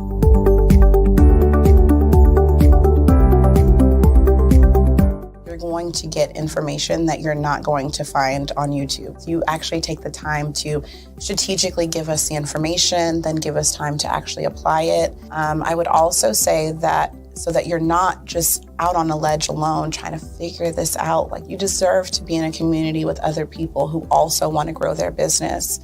And then finally, you know, the biggest thing I think I took away from CMET was that I had a whole office in Longwood, I still do, and at the time I had not paid my business tax receipt. I didn't know that that was something you had to do. So that was like one of the first couple days of information, and I'm like, oh my gosh, let me go get that together right now. So I'm really glad that, you know, CMET was there for myself, and, you know, anybody else who has the opportunity, they need to do it.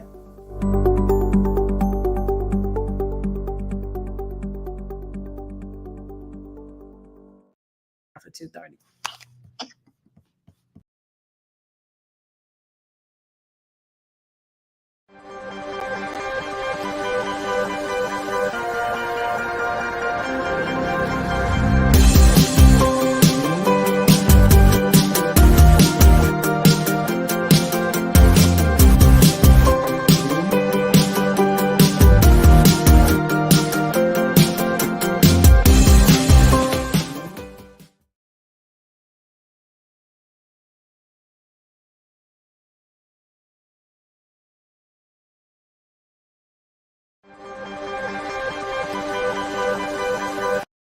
Content creators, welcome to Fave Unite TV.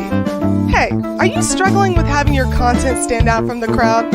Or is it that you're overshadowed by others who have more resources, followers, and influence? The good news is wherever we are, you are too. We help you grow your online presence and optimize your visibility, which gets you closer to your audience so you can build trust and loyalty. By using the power of our network, we help you build yours. Fave Unite is a powerful tool to connect you with your friends, followers, and fans. And when fans rule, everyone wins. Join us. Fave stands for Fans, Artists, and Venues. Submit your content today. Sometimes you got to hear the news from the Black perspective, and more specifically, Black publishers. And that's exactly why you have to download the HeyTie app, the largest mobile app delivering breaking news, videos, and podcasts from 200 of your favorite Black publishers. Yes, 200 Black publishers delivering news as it happens, literally all in one app. Go to HAYTI.com or download the app in the Google Play Store or Apple App Store. It's completely free, along with information that you can trust. So, what if you could build your own city? A place where every child can find nurturing people to help them achieve their full potential. A place where every adult can access job training support, where health education is abundant, where social justice ruled the land. A place without limitations. Welcome. You have arrived at STEM City USA. It is what every city should be. A safe and trusted community where you find people and resources to help you become everything you are and beyond. STEM City is unlike anything you have ever experienced. It is a digital twin of the world around you, only better. STEM City is about energy and soul renewal. It is more than a digital world. You can almost feel the power of live cultural events, music, and theater. STEM City promises a better future for children with caring mentors and hands-on activities with dedicated tutors to support our youth. STEM City is your passport to a healthy lifestyle with weekly events addressing our community's many issues. STEM City is your financial well-being with helpful information on wealth management, career advancement. Did you know that our black dollar only lasts for 6 hours in our community? Yet other communities, their dollars last for 19 to 30 days. The Black Wall Street Nation. Black Wall Street Nation. Yes, that's why we created the Black Wall Street Nation. Black Wall Street Nation is a centralized directory available to all black businesses across the world. It was created for businesses like you, the ones that want to start and the ones who have a dream that have already started, such as businesses like Drop in a Bucket Productions, Valito Foods, Sugar Tea Branding Firm, All the Dazzle, Bun Cakeaholic, Miss Riot, and you. We'll have marketing, seminars, and some funding coming soon just for you. So, we want you to come and join us. www.blackwallstreetnation.com. See you there.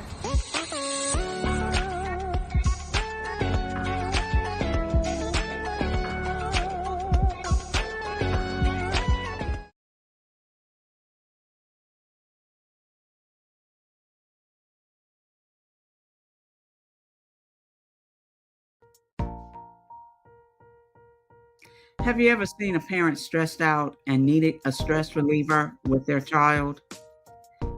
One morning I was coming out of a store and saw a mother and her 3 or 4-year-old son. She was highly upset, actually beginning to yell at him. However, the more upset she became, it seemed the calmer the child became.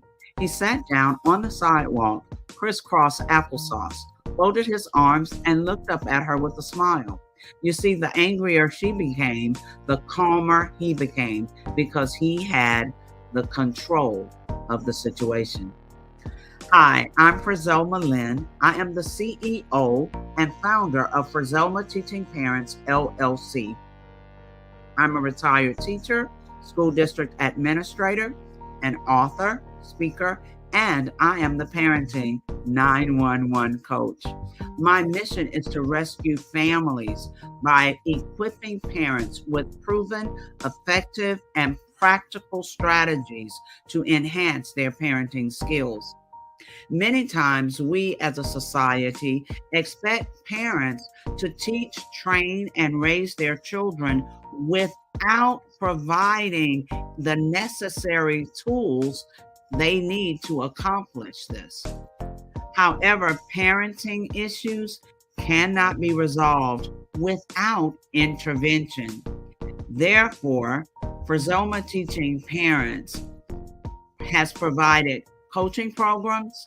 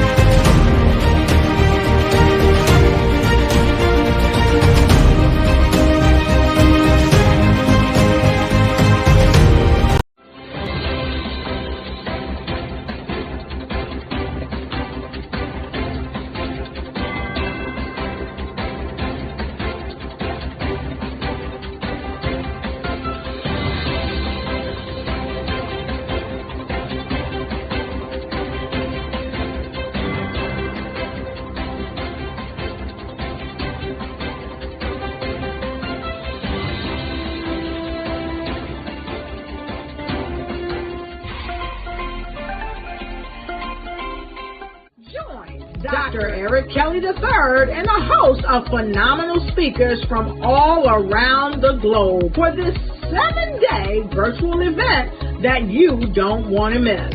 The mission of the Black Business Expo is to raise scholarship money from kids all the way from high school all the way from college. The Black Business Olympics is one of the largest Black business showcases in the world. It is an opportunity for businesses and companies to showcase their businesses globally.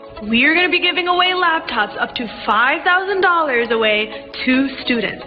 Again, I'm Olivia Appleberry, the founder of 2 Cents Finance and one of the speakers for the expo. I am so excited to see you there. For more info, go to www.blackbusinessexpousa.com or call 919-308-9090 and hope to see you there. I am Black Business. From the moment I wake until the time I sleep. Yes, I am Black Business. I am Black Business. Tell me, are you Black Business? I am Black Business. Do you support Black businesses? Listen, I support Black business because I am Black Business. Black Business Expo, one of the largest business showcases in the history of Black business in the world. The world! Sign up today at www.blackbusinessexpousa.com or call 919-308-9090. I am Black Business. I am Black Business. From the moment I wake until the time I sleep, I am Black Business. I am Black Business. Are you Black Business? I am Black Business. Do you support Black businesses? I support Black business because I am Black Business. Black Business Expo, one of the largest business showcases in the history of Black America in North Carolina. Join Dr. Eric Kelly III and a host of phenomenal speakers from all around the globe for this 7-day virtual event that you don't want to miss. The mission of the Black Business Expo is to raise scholarship money from kids all the way from high school all the way from college. The Black Business Olympics is one of the largest Black business showcases in the world. It is an opportunity for businesses and companies to showcase their businesses globally. We are going to be giving away laptops up to $5,000 away to students. Again, I'm Olivia Appleberry, the founder of 2 Cents Finance and one of the speakers for the expo. I am so excited to see you there. For more info, go to www.blackbusinessexpousa.com or call 919-308-9090 and hope to see you there. I am Black Business. From the moment I wake until the time I sleep. Yes, I am Black Business. I am Black Business. Tell me, are you Black Business? Black Business Expo, one of the largest business showcases in the history of Black business in the world.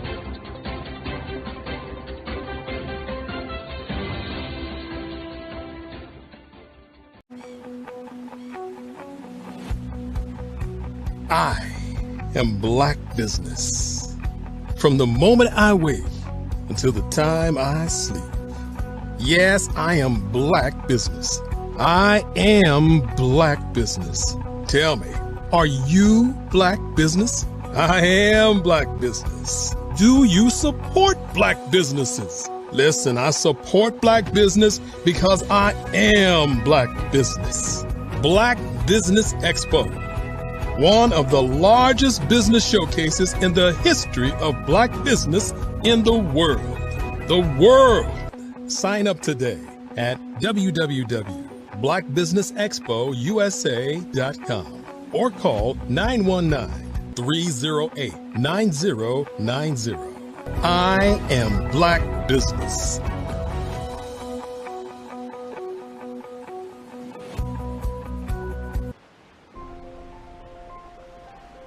What if you could build your own city? A place where every child can find nurturing people to help them achieve their full potential. A place where every adult can access job training support, where health education is abundant, where social justice ruled the land. A place without limitations. Welcome. You have arrived at STEM City USA. It is what every city should be. A safe and trusted community where you find people and resources to help you become everything you are and beyond. STEM City is unlike anything you have ever experienced. It is a digital twin of the world around you, only better. STEM City is about energy and soul renewal. It is more than a digital world. You can almost feel the power of live cultural events, music, and theater. STEM City promises a better future for children with caring mentors and hands-on activities with dedicated tutors to support our youth. STEM City is your passport to a healthy lifestyle with weekly events addressing our community's many issues. STEM City is your financial well-being with helpful information on wealth management, career advancement, job training, and so much more. STEM City is the community you deserve. It is the city where your dreams can come true. STEM City USA, a place in the sky that is accessible to all who reach for the stars.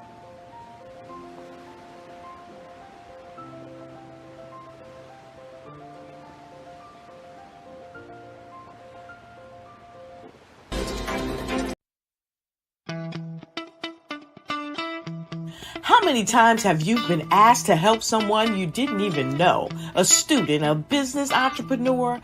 Or did you ever even ask, where did they end up? That business, that friend, that entrepreneur. Well, just maybe they ended up in a gang, bankrupt, homeless, or worse, dead. Maybe they turned to crime, drugs, and alcohol. Did you ever wonder? Did you destroy their dream, or was your life always so easy? At the Black Business Olympics, we started a movement to help students complete. Give them hope and foster success. Help them to leave their dreams of providing laptops, computers, and up to $5,000 scholarship funds.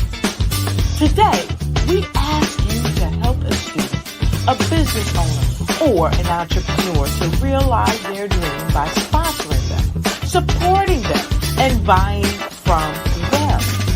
Consider this. With $1.6 trillion in our Black community, we only ask for a small donation for our students, our businesses, and our entrepreneurs. And you can change a life today.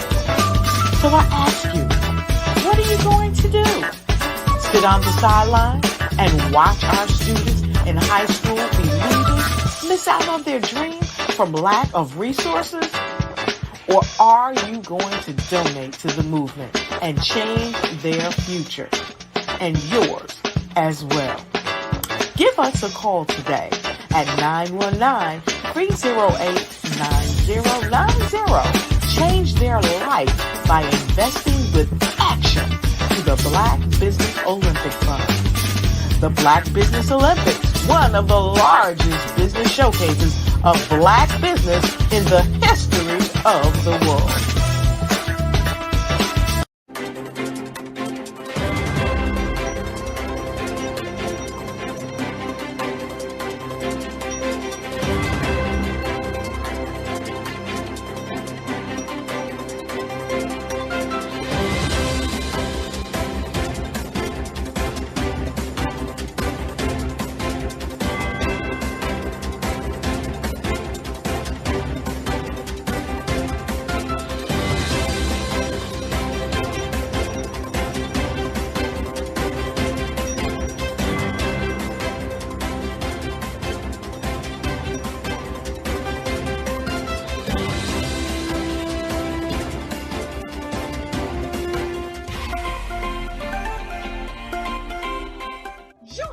Dr. Eric Kelly III and a host of phenomenal speakers from all around the globe for this 7-day virtual event that you don't want to miss. The mission of the Black Business Expo is to raise scholarship money from kids all the way from high school all the way from college. The Black Business Olympics is one of the largest Black business showcases in the world. It is an opportunity for businesses and companies to showcase their businesses globally. We are going to be giving away laptops up to $5,000 away to students. Again, I'm Olivia Appleberry, the founder of 2 Cents Finance and one of the speakers for the expo. I am so excited to see you there. For more info, go to www.blackbusinessexpousa.com or call 919-308-9090 and hope to see you there.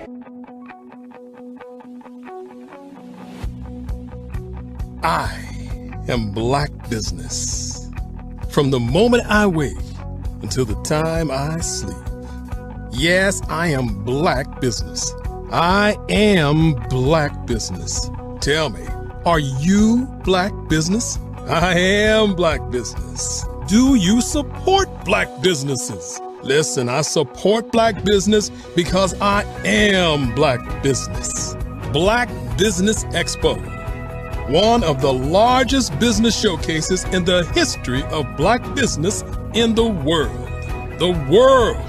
Sign up today at www.blackbusinessexpousa.com or call 919-308-9090. I am Black Business. I am Black Business. From the moment I wake until the time I sleep, I am Black Business. I am Black Business. Are you Black Business? I am Black Business. Do you support Black businesses? I support Black business because I am Black business. Black Business Expo, one of the largest business showcases in the history of Black America in North Carolina. Sign up today at www.blackbusinessexpousa.com or call 919-380-9090.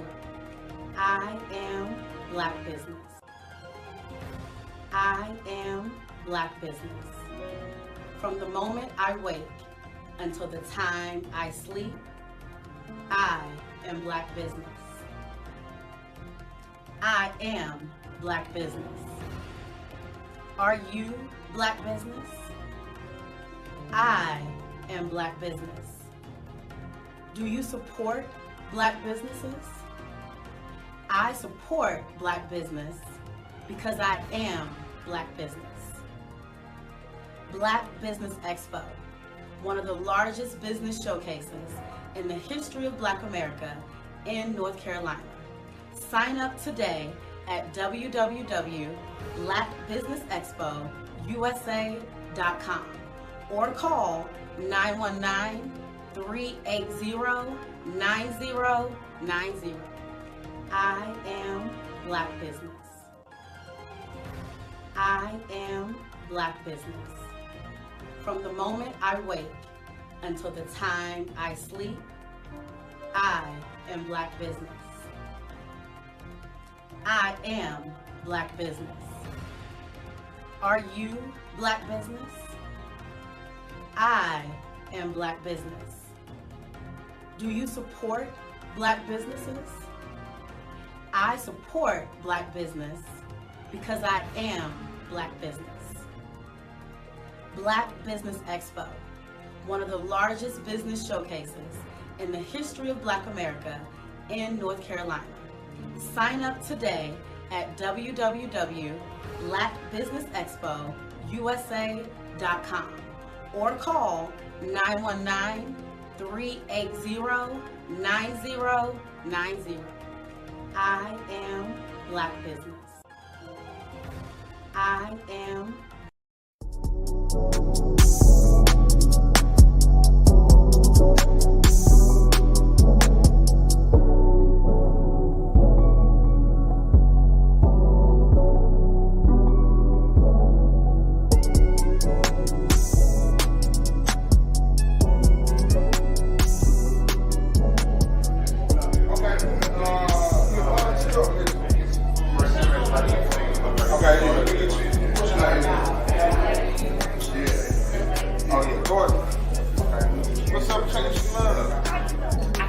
wanting to say that I'm not churchy, but I feel the need just to say that I hope you get all the resources that you need, because they need us. Our communities need us more than we can ever imagine, and I would hate for that to be a barrier for anybody in here not to be. On May 14th, 2022, a combination of 40-plus leaders, community stakeholders, volunteers, mentors, and champions convened for a pilot of a unique and special conference.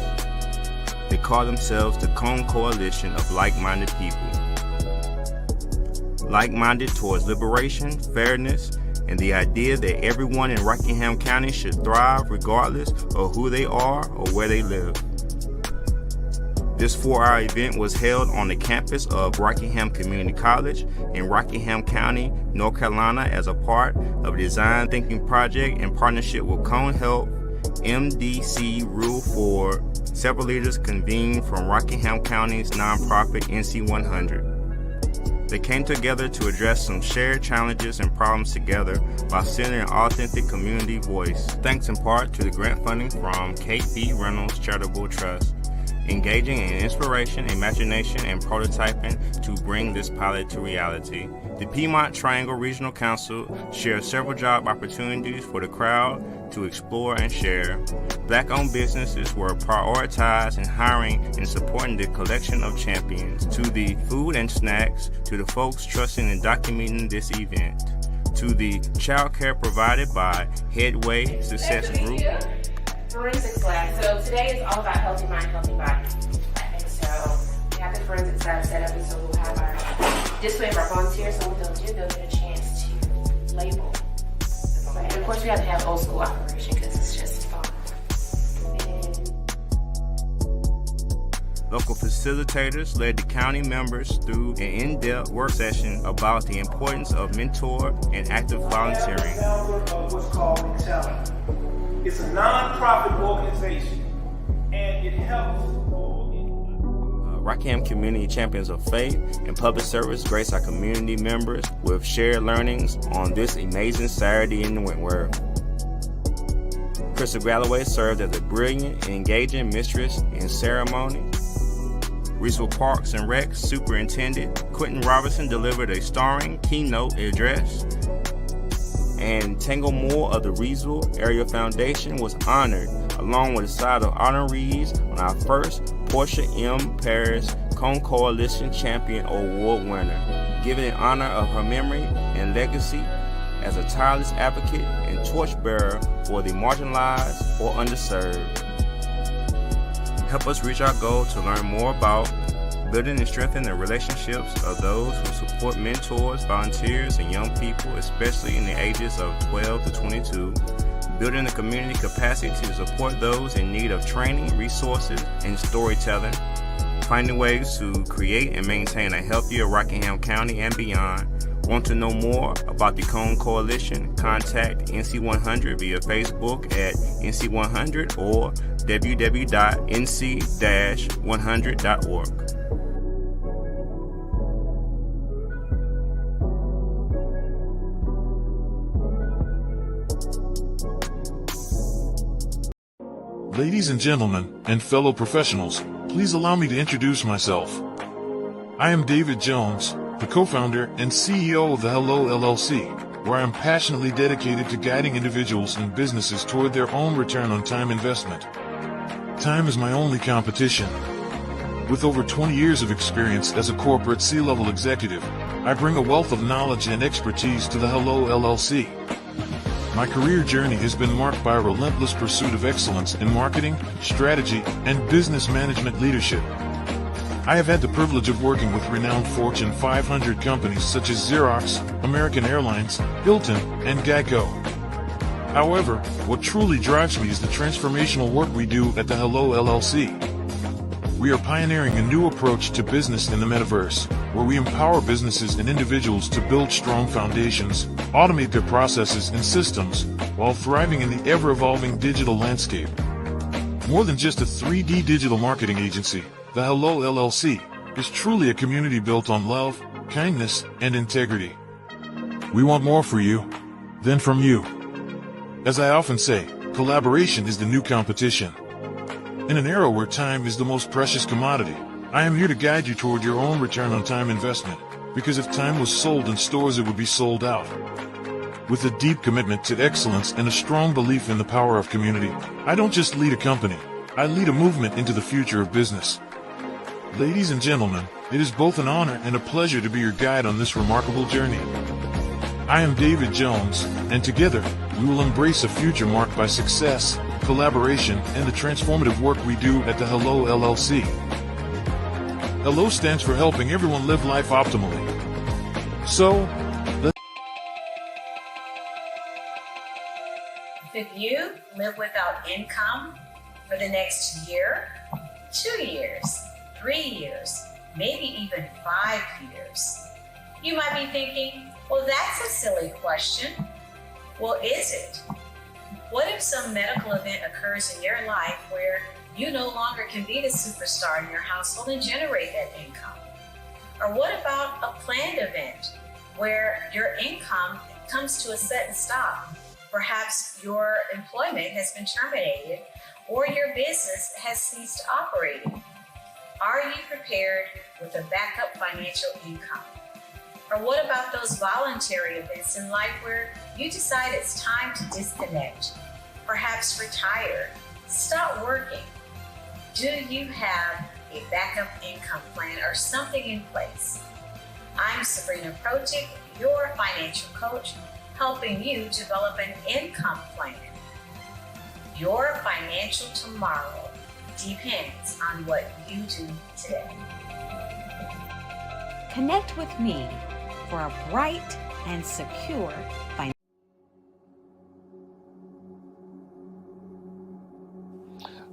I was born and raised in southeastern West Virginia, the coal fields. My father was an AME minister. For me, I was very fortunate. Even though I grew up in the segregated South, I was surrounded by flourishing Black businesses, doctors, lawyers, bankers, dentists. They were all there and they were all successful. And I guess that's part of my dream, is to see that success come back. My name is Joseph Simmons, and I am the founder of the Center for Micro-Entrepreneurial Training. We have this moment in time where we can change the trajectory of people. And our focus is on women, Black and brown entrepreneurs, and their access to capital, their ability to build thriving businesses, the ability to employ people. There's a study that showed that in those three communities, especially Black and brown communities, $1 stays in those communities for 30 minutes. In white community, $1 stays in their communities for 8 hours. So think about it. For you in a Black or brown community to get gas, to get food, to go to a restaurant, you've got to leave your community, take those dollars out of that community and take it to another community that's already being well served. So if we can reverse that, if we can go from 30 minutes to an hour to 2 hours, that's progress. That's what we need to do. I was with SCORE. And then in May of 2020, of course, the events happened in regards to the murder of George Floyd. The other thing that I was experiencing was the denials of federal funds for small businesses. And it revolved around one thing. These businesses were not being prepared for grants and for government programs.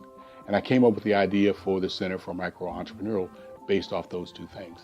Morgan Stanley had a report out in 2020, first quarter, and it talked about there were 3 groups that were massively devastated by COVID-19 on their business. That was 1, women, number 2, Black, and number 3, brown entrepreneurs. The research showed that they had less cash on hand, they had less opportunity to go into a bank and get money, and they were very dependent on family and friends to keep their business up and running. If we can focus on those 3 groups, then we can have a dramatic impact on our communities. Really, the focus is on 3 areas. And those 3 areas are 1, the people, number 2, the courses, and number 3, a support network. Here at CMAT, we will provide you with the fundamentals for generational success. And you will be creating a vibrant community by attending our 5. This is Dr. Arnold T. Petsworth. He's the owner of Petsworth Vet World, a veterinary clinic in Hopton, Connecticut. His patients include dog, cat, frog, fish, Goldie, dog, and this alpaca. Due to doctor-patient confidentiality, we can't tell you their names. Business at Vet World was steady, and then quarantine hit. Neighbors brought new 4-legged friends into their homes. Bunnies. Bunnies everywhere. Dr. Petsworth welcomed these new patients with open arms. The only problem? There were more appointments than he could manage. That's when Dr. Petsworth turned to his American Express business card, which offers spending potential that's built for his changing business needs. He decided to hire a new assistant, Julio, and with spending power built for business purchases, he used his card to furnish a new exam room. Together, Dr. Petsworth, Julio, and American Express Business made sure all the pets of Hopton got the love and care they deserve. And everyone was happy. Get the card built for business by American Express. Doing great things, Good and afternoon. we are doing some things. Good afternoon, business owners, entrepreneurs, thought leaders, and corporations. Welcome to the Black Business Network. My name is Tamisha Thomas. I am your business moderator for this afternoon on the Black Business Network. The Black Business Network is a 24-hour business network showcasing Black businesses, business owners, entrepreneurs, and thought leaders worldwide. We have speakers from North Carolina, London, Singapore, Africa, Japan, and cities all over the United States. The Black Business Network is a global community sharing its business knowledge to empower, inspire, and educate businesses about business. Today in the studio, we have Miss Adrienne Toney. She is an experienced development writer with a demonstrated history of working in an executive office industry.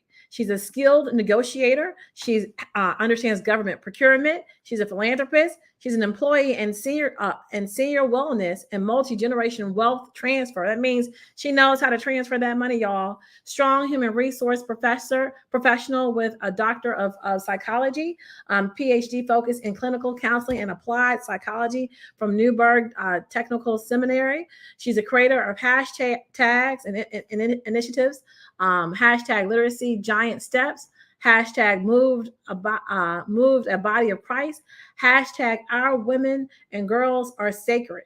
And she also has a hashtag believers on a beach with 30 years of experience of mastering the art of transition in the American workforce with numerous presidential commendations, awards, and honors. I am about my father's business. I welcome to the studio, Mrs. Adrienne Tony. Did I say that right? Adrienne Tony? Is that right, Adrienne? Adrienne, can you hear me? You can hear me? I can't hear you. Let's see. Here we go.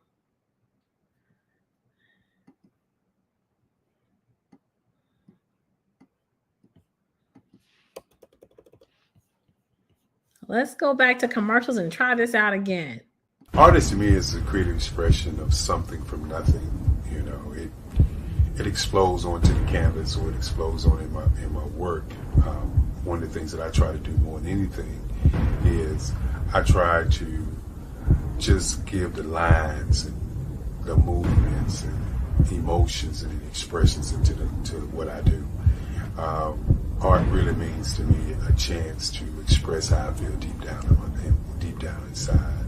Most of my art begins as a thought that I might have, you know, whether it's sports, whether it's history, whether it's a woman or a man. It pretty much starts as an idea of thought before I get into the actual image of what I'm going to draw. I do a lot of historical pieces. I was a history minor in college, and I love to do history pieces. And a lot of times I'm thinking about history, and then I try to make that history impact you as you look at it. That's one of the reasons I do pictures so large. People ask me, why do I do the pictures so big? And I tell them, I want the piece to impact them as they're looking at it, to kind of dominate them, dominate their space. And most of my pieces I try to do off page. I don't try to do anything that's going to be. This is Dr. Arnold T. Petsworth. He's the owner of Petsworth Vet World, a veterinary clinic in Hopton, Connecticut. His patients include dog, cat, frog, fish, Goldie, dog, and this alpaca. Due to doctor-patient confidentiality, we can't tell you their names. Business at Vet World was steady, and then quarantine hit. Neighbors brought new four-legged friends into their homes. Bunnies everywhere. Dr. Petsworth welcomed these new patients with open arms. The only problem? There were more appointments than he could manage. That's when Dr. Petsworth turned to his American Express business card, which offers spending potential that's built for his changing business needs. He decided to hire a new assistant, Julio, and with spending power built for business purchases, he used his card to furnish a new exam room. Together, Dr. Petsworth, Julio, and American Express Business made sure all the pets of Hopton got the love and care they deserved. And everyone was happy. Get the card built for business by American Express. Artist to me is a creative expression of something from nothing. You know, it explodes onto the canvas, or it explodes on in my work. One of the things that I try to do more than anything is I try to just give the lines and the movements and emotions and expressions into what I do. Art really means to me a chance to express how I feel deep down inside.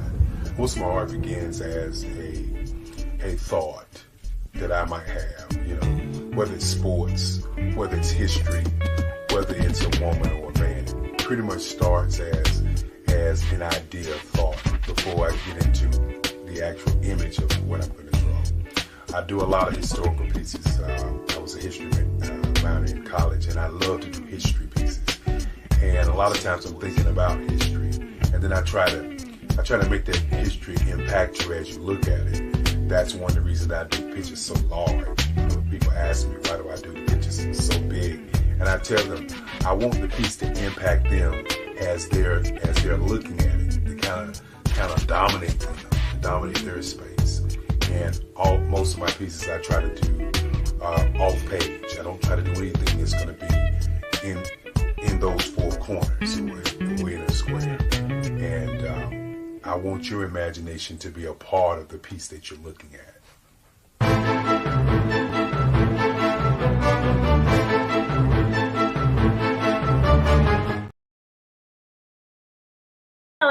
That was Dr. Kelly, the extraordinaire, the brainchild behind Black Business Network. Prior to the commercials, I was introducing Miss Adrienne Toney. She is an award demonstrated experience development writer. She has come up with many hashtags. We want to welcome her to the stage today. Hello, Mrs. Toney. How are you?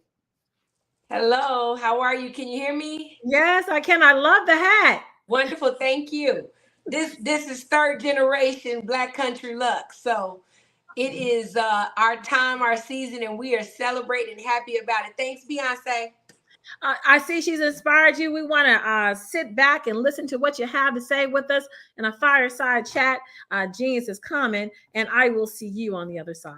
All right.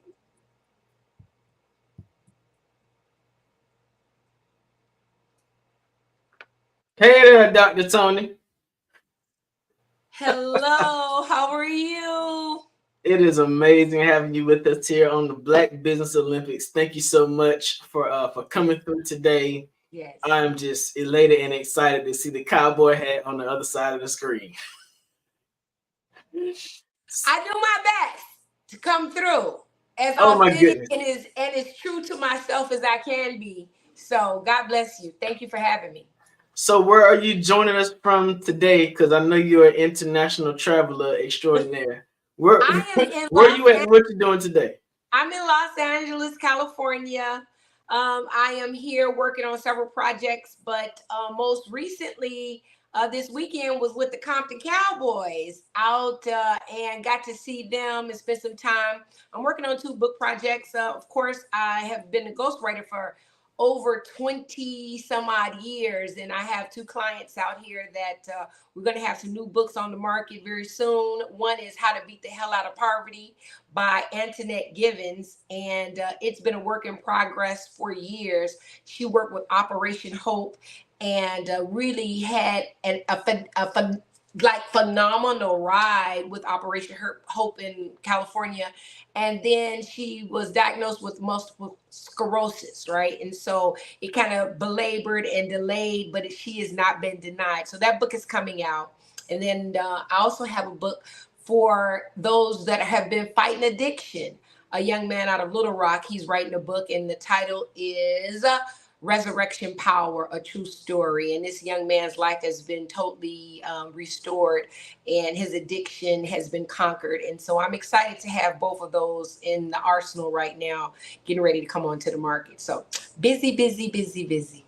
That is amazing how you are helping other people tell their stories. Now, if you're telling their stories as a profession, I gotta know that you have written some books on your own. Won't you talk about some of the books that you've written as well?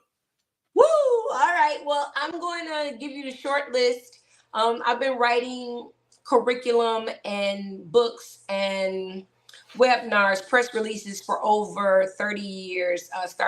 I cut my teeth in Chicago as a contract negotiator for the Teamsters. And so technical writing has always been pretty much the bread and butter.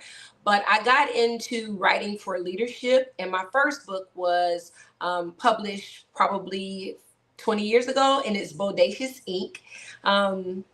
That book was birthed here in Los Angeles. I was working for celebrities and PR firms. Pat Tobin, who was my mentor at the time, PR guru, anybody that knows about public relations, she helped Spike Lee's career get started. and I started ghostwriting for her. And at that time, I wrote Bodacious Inc., and that's how to write on the hearts of men. That's leadership love letters, and really trying to encourage those that I was working with to write their stories and to be authentic. And a lot of times, even when you hire a ghostwriter, you think that they have this magic wand and they're gonna, put together this fabulous story, but it has to come from a place of authenticity and truth and transparency so that the ghostwriter can pick it up and then do the technical embellishments that are needed so that it's palatable. So Bodacious Inc. is how to write on the hearts of men, and those are leadership love letters, and it's a phenomenal book. It's a classic now. I've also written 2 books, Grace Incorporated for Young Men and Be Darling Full of Grace. And those are sister and brother books for young people, youth development. In the last maybe 15 years, I have worked in different capacities with youth development, summer camps, you name it, Sunday school. And I was saying, what would happen if we taught our students and really loved them enough for them to be able to be gracious in all circumstances and situations, to understand their pedigree, and then to take that and translate that into this gracious lifestyle for our young people, right? So Be Darling Full of Grace and Grace Incorporated for Young Men. So that was targeted for our youth. I subsequently wrote the Chitlins and Bespoke Manifesto. Chitlins, I eat them. My family's lineage, of course, from the South, made in Chicago. And I always tell everybody that one of the things that is really critical is for you to honor your ancestors, your predecessors, to celebrate your contemporaries, and then to propel your successors. So this manifesto was written in homage to my grandmother and all of those women that took chitlins, that took nothing, that took scraps and made a delicacy. And believe it or not, chitlins are eaten all over the world. They call it different things in different cultures. But for me, I wanted to celebrate this rich culinary history of my family. And my grandmother used to have a saying. She said, cut your coat according to your size. And the bespoke tailoring is a lifestyle mechanism by which we take whatever we're given and we cut it to our size. And so the Chitlins and Bespoke Manifesto just celebrated, I think 10 years, I don't even remember, but we just celebrated, I updated the cover, and all of those books are available online. I also have Raw, which is the realistic approach to work. And it is a hardcore, straight up, I just want documentation approach to workforce. I've worked for the Workforce Development and Arkansas Rehabilitation Services, Department of Workforce Services, you name it, on grants, on special missions to help encourage the workforce development. CESP, which is Certified Employment Specialist, I am that. It's a nationally recognized designation, which allows me to teach and to go in and do workforce development. So we do things like career fairs and workforce development in youth, those that are planning for post-secondary outcomes, college, or I love vocational training. I went to Dunbar Vocational in Chicago, so I love to encourage vocational training and the trades, in addition to the military, as options for post-secondary outcomes, right? So the realistic approach to work is something that is ongoing. I'm always working on workforce development, even when I'm in my capacity as a ghostwriter or an editor. It is to help move the workforce within that industry. And I think that's a transferable skill that many people have to understand. You're always working, right? We don't retire, we rewire. And that takes me to my most recent post-COVID, during COVID endeavor, and it is to move the body of Christ, which is a senior wellness program that I created in partnership with Planet Seed Foundation. And we came together and put together a class for 60-year-olds and older to get out and to move their bodies, to exercise their faith and their bodies. That again is still workforce development, because just because you retire from a position does not mean you retire from life. And so by doing so and getting them engaged in the community and civic activities and all kinds of tourism and hospitality in our local community in Arkansas, this is now giving them a new lease on life. And some of them are traveling and have started new endeavors, went back to doing some passions and actual trades that they love. You know, we've got some guys, they like to tinker. And so they've gone back to tinkering, and we call them shade trees. But anyway, they are doing what they want to do and they're happy. So you have gone from Chicago, you're in LA.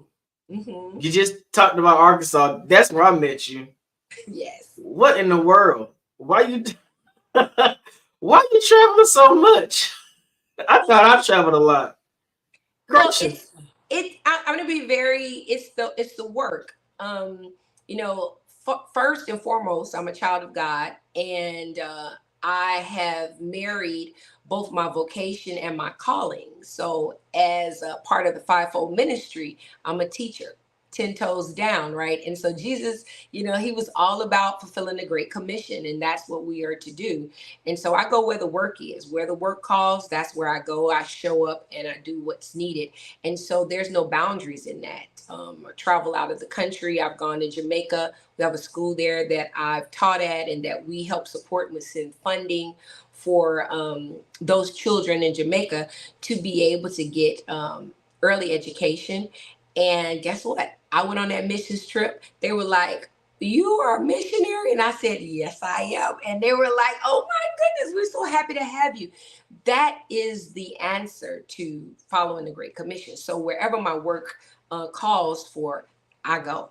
I just go. So is there a particular kind of book that you specialize in terms of writing? I know you've done a lot of government contracts and projects like that. I know you've done a lot of ghostwriting for other persons.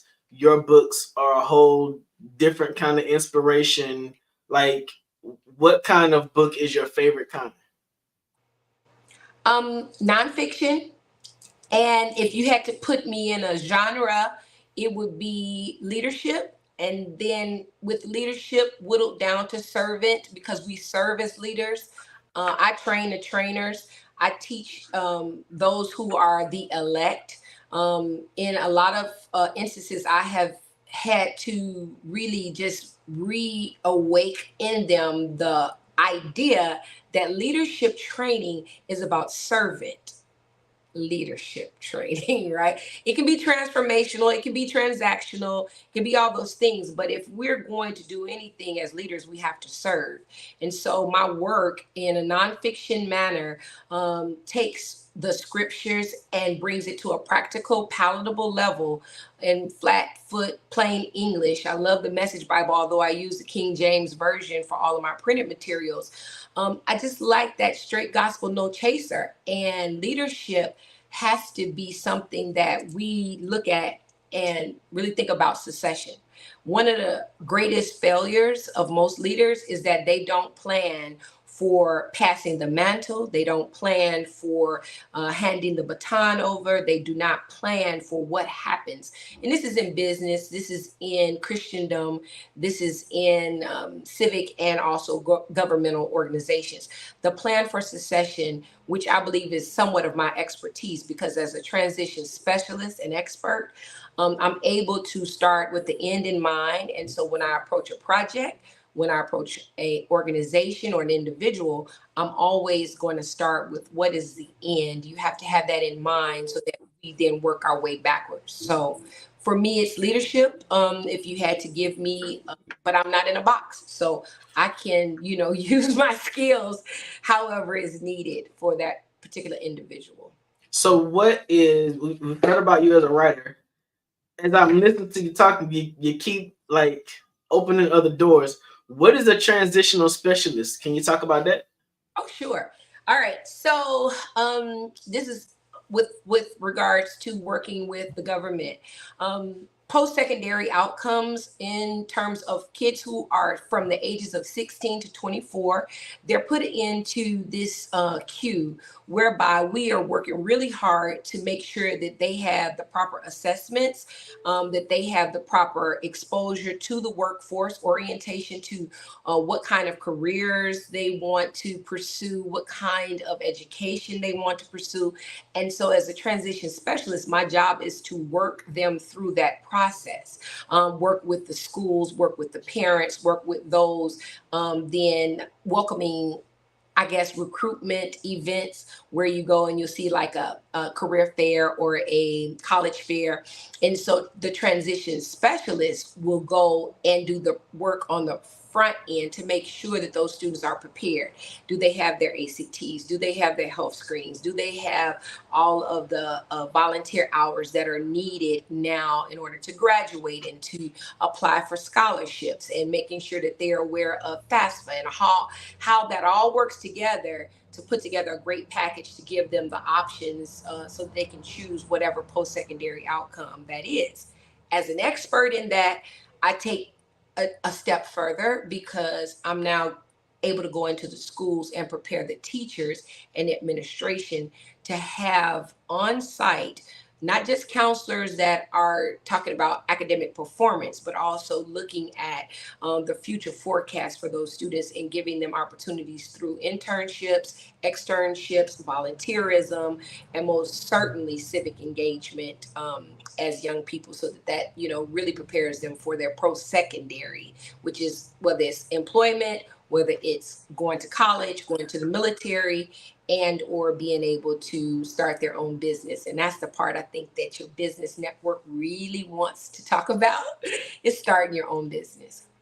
So when you're talking to these young people and leading them through this process towards transitions and finding new avenues of approaching life, why is starting their own business the thing that you lean towards in terms of focusing on that transition?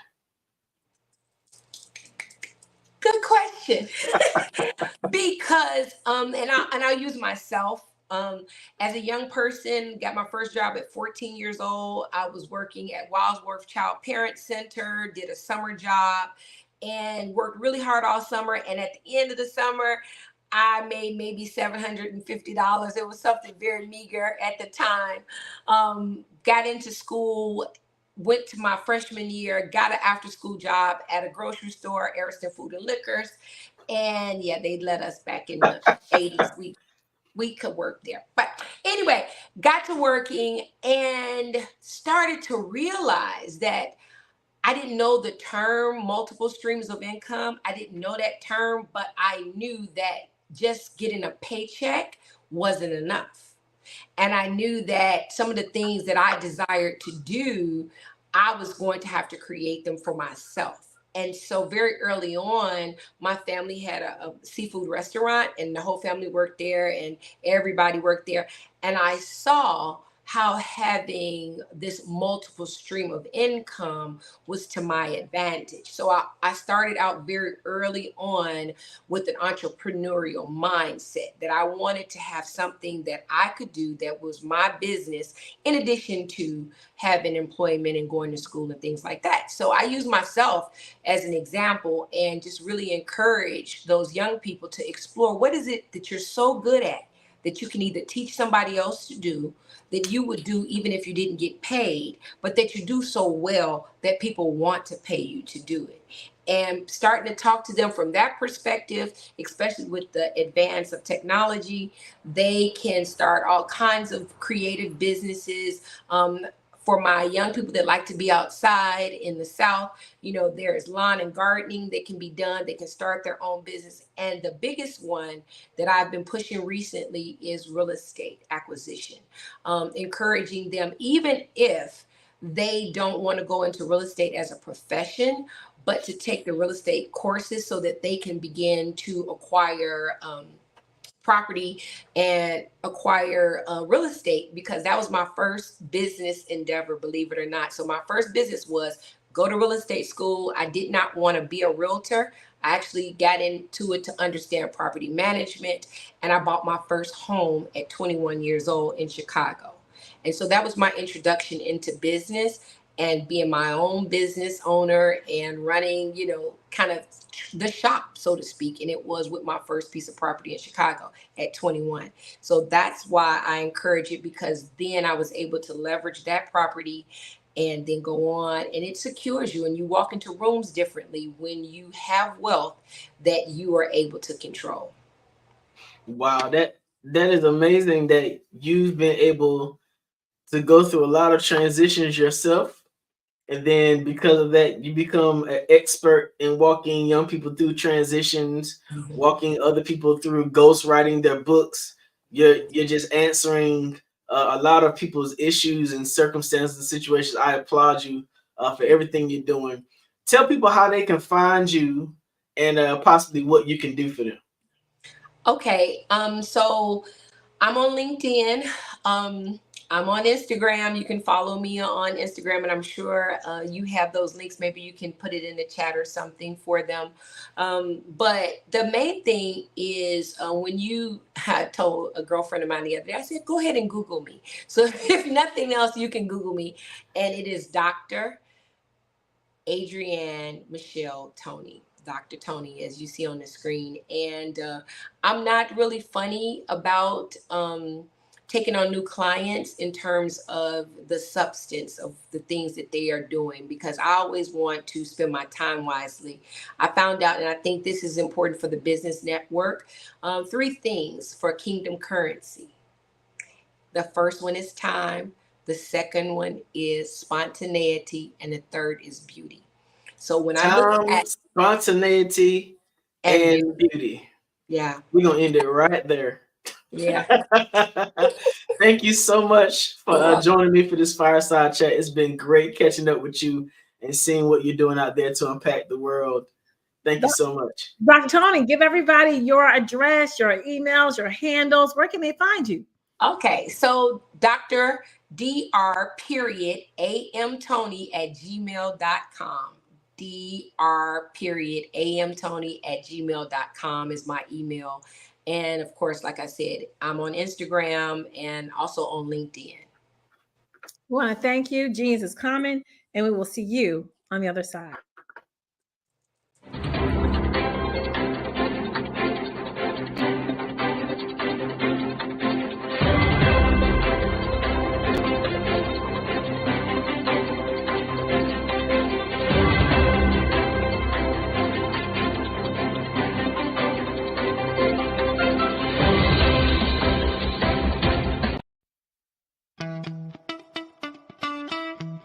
How many times have you been asked to help someone you didn't even know, a student, a business entrepreneur?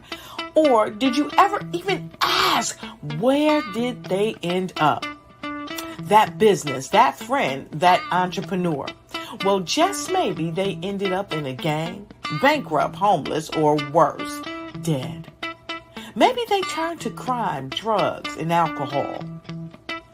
Did you ever wonder? Did you destroy their dream, or was your life always so easy? At the Black Business Olympics, we started a movement to help students complete. Give them hope and foster success. Help them to leave their dreams of providing laptops, computers, and up to $5,000 in scholarship funds. Today, we ask you to help a student, a business owner, or an entrepreneur to realize their dream by sponsoring them, supporting them, and buying from them. Consider this. With $1.6 trillion in our Black community, we only ask for a small donation for our students, our businesses, and our entrepreneurs. And you can change a life today. So I ask you, what are you going to do? Sit on the sideline and watch our students in high school be leaders, miss out on their dream from lack of resources? Or are you going to donate to the movement and change their future and yours as well? Give us a call today at 919-308-9090. Change their life by investing with action to the Black Business Olympic Fund. The Black Business Olympics, one of the largest business showcases of Black business in the history of the world.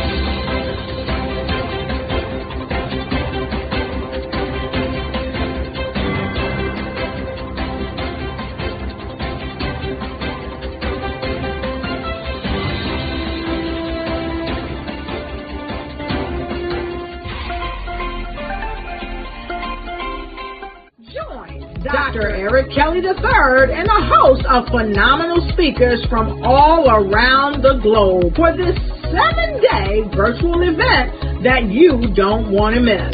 The mission of the Black Business Expo is to raise scholarship money from kids all the way from high school, all the way from college. The Black Business Olympics is one of the largest Black business showcases in the world. It is an opportunity for businesses and companies to showcase their businesses globally. We are going to be giving away laptops up to $5,000 away to students.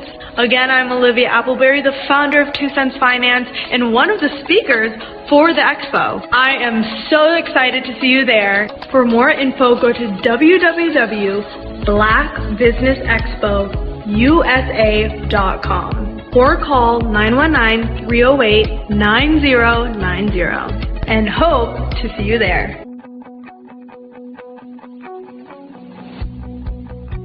I am Black Business. From the moment I wake until the time I sleep. Yes, I am Black Business. I am Black Business. Tell me, are you Black Business? I am Black Business. Do you support Black businesses? Listen, I support Black business because I am Black Business. Black Business Expo, one of the largest business showcases in the history of Black business in the world.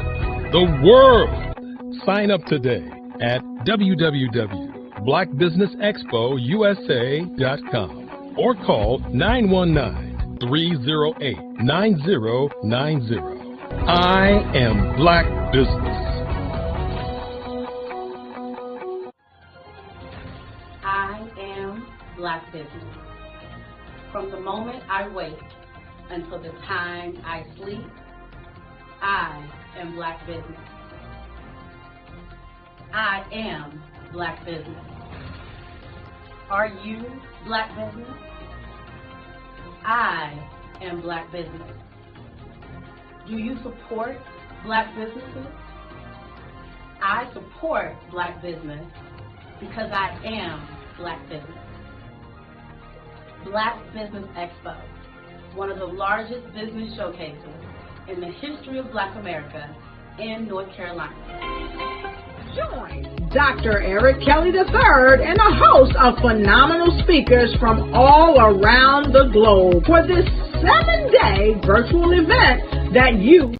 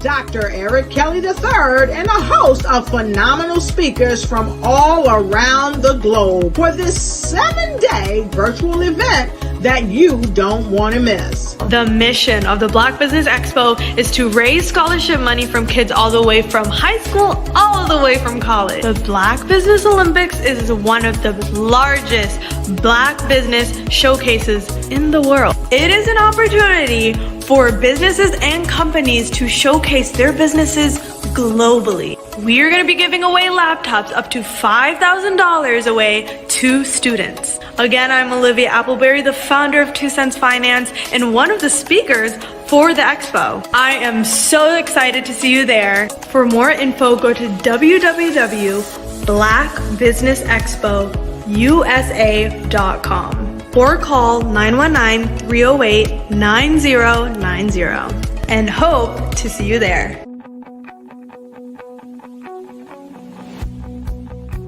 I am Black Business. From the moment I wake until the time I sleep. Yes, I am Black Business. I am Black Business. Tell me, are you Black Business? I am Black Business. Do you support Black businesses? Listen, I support Black business because I am Black Business. Black Business Expo, one of the largest business showcases in the history of Black business in the world. The world! Sign up today at www.blackbusinessexpousa.com or call 919-308-9090. I am Black Business. I am Black Business. From the moment I wake until the time I sleep, I am Black Business. I am Black Business. Are you Black Business? I am Black Business. Do you support Black businesses? I support Black business because I am Black Business. Black Business Expo, one of the largest business showcases in the history of Black America in North Carolina. Sign up today at www.blackbusinessexpousa.com or call 919-380-9090. I am Black Business. I am Black Business. From the moment I wake until the time I sleep, I am Black Business. I am Black Business. Are you Black Business? I am Black Business. Do you support Black businesses? I support Black business because I am Black Business. Black Business Expo, one of the largest business showcases in the history of Black America in North Carolina.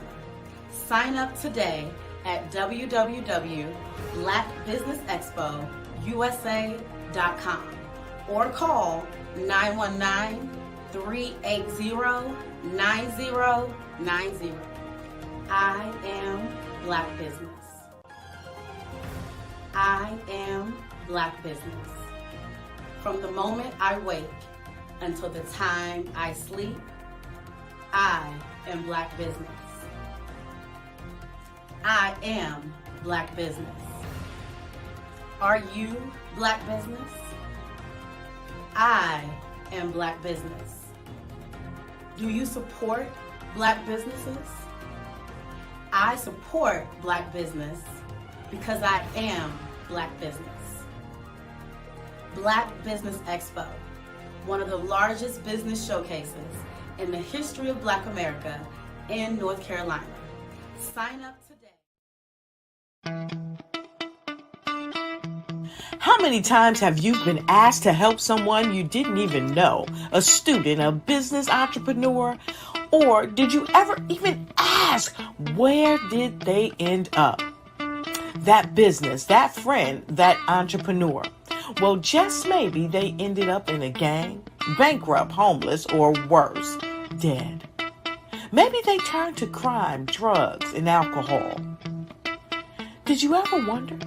Did you destroy their dream, or was your life always so easy? At the Black Business Olympics, we started a movement to help students complete. Give them hope and foster success. Help them to leave their dreams of providing laptops, computers, and up to $5,000 in scholarship funds.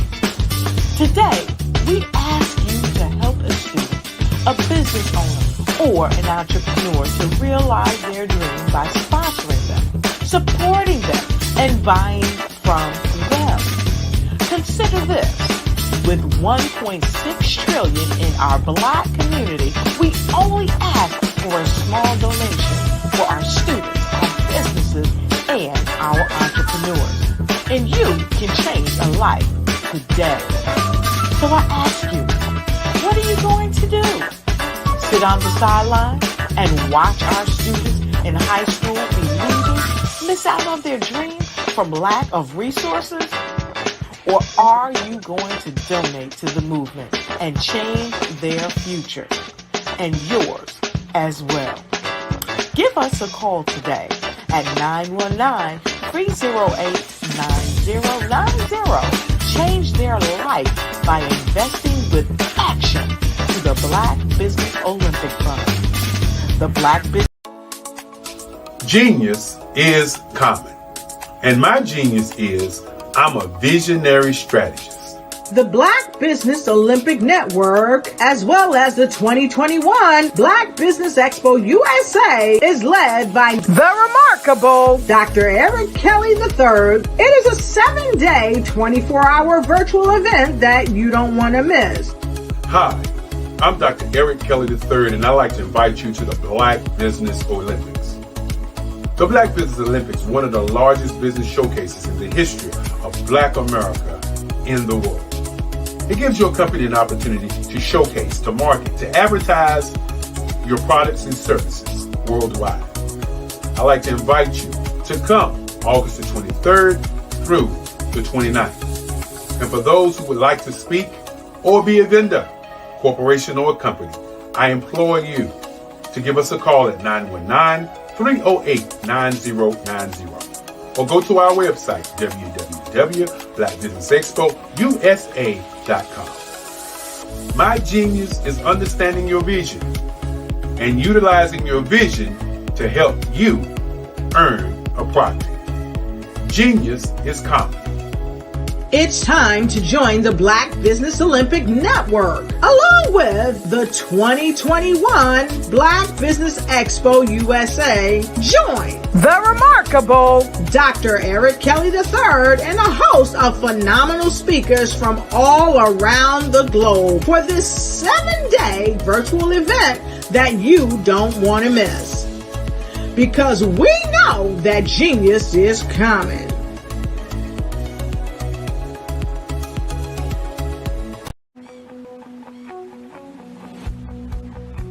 I am Black Business.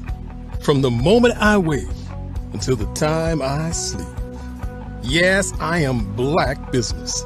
I am Black Business. Tell me, are you Black Business? I am Black Business. Do you support Black businesses? Listen, I support Black business because I am Black Business. Black Business Expo, one of the largest business showcases in the history of Black business in the world. The world! Sign up today at www.blackbusinessexpousa.com or call 919-308-9090. I am Black Business.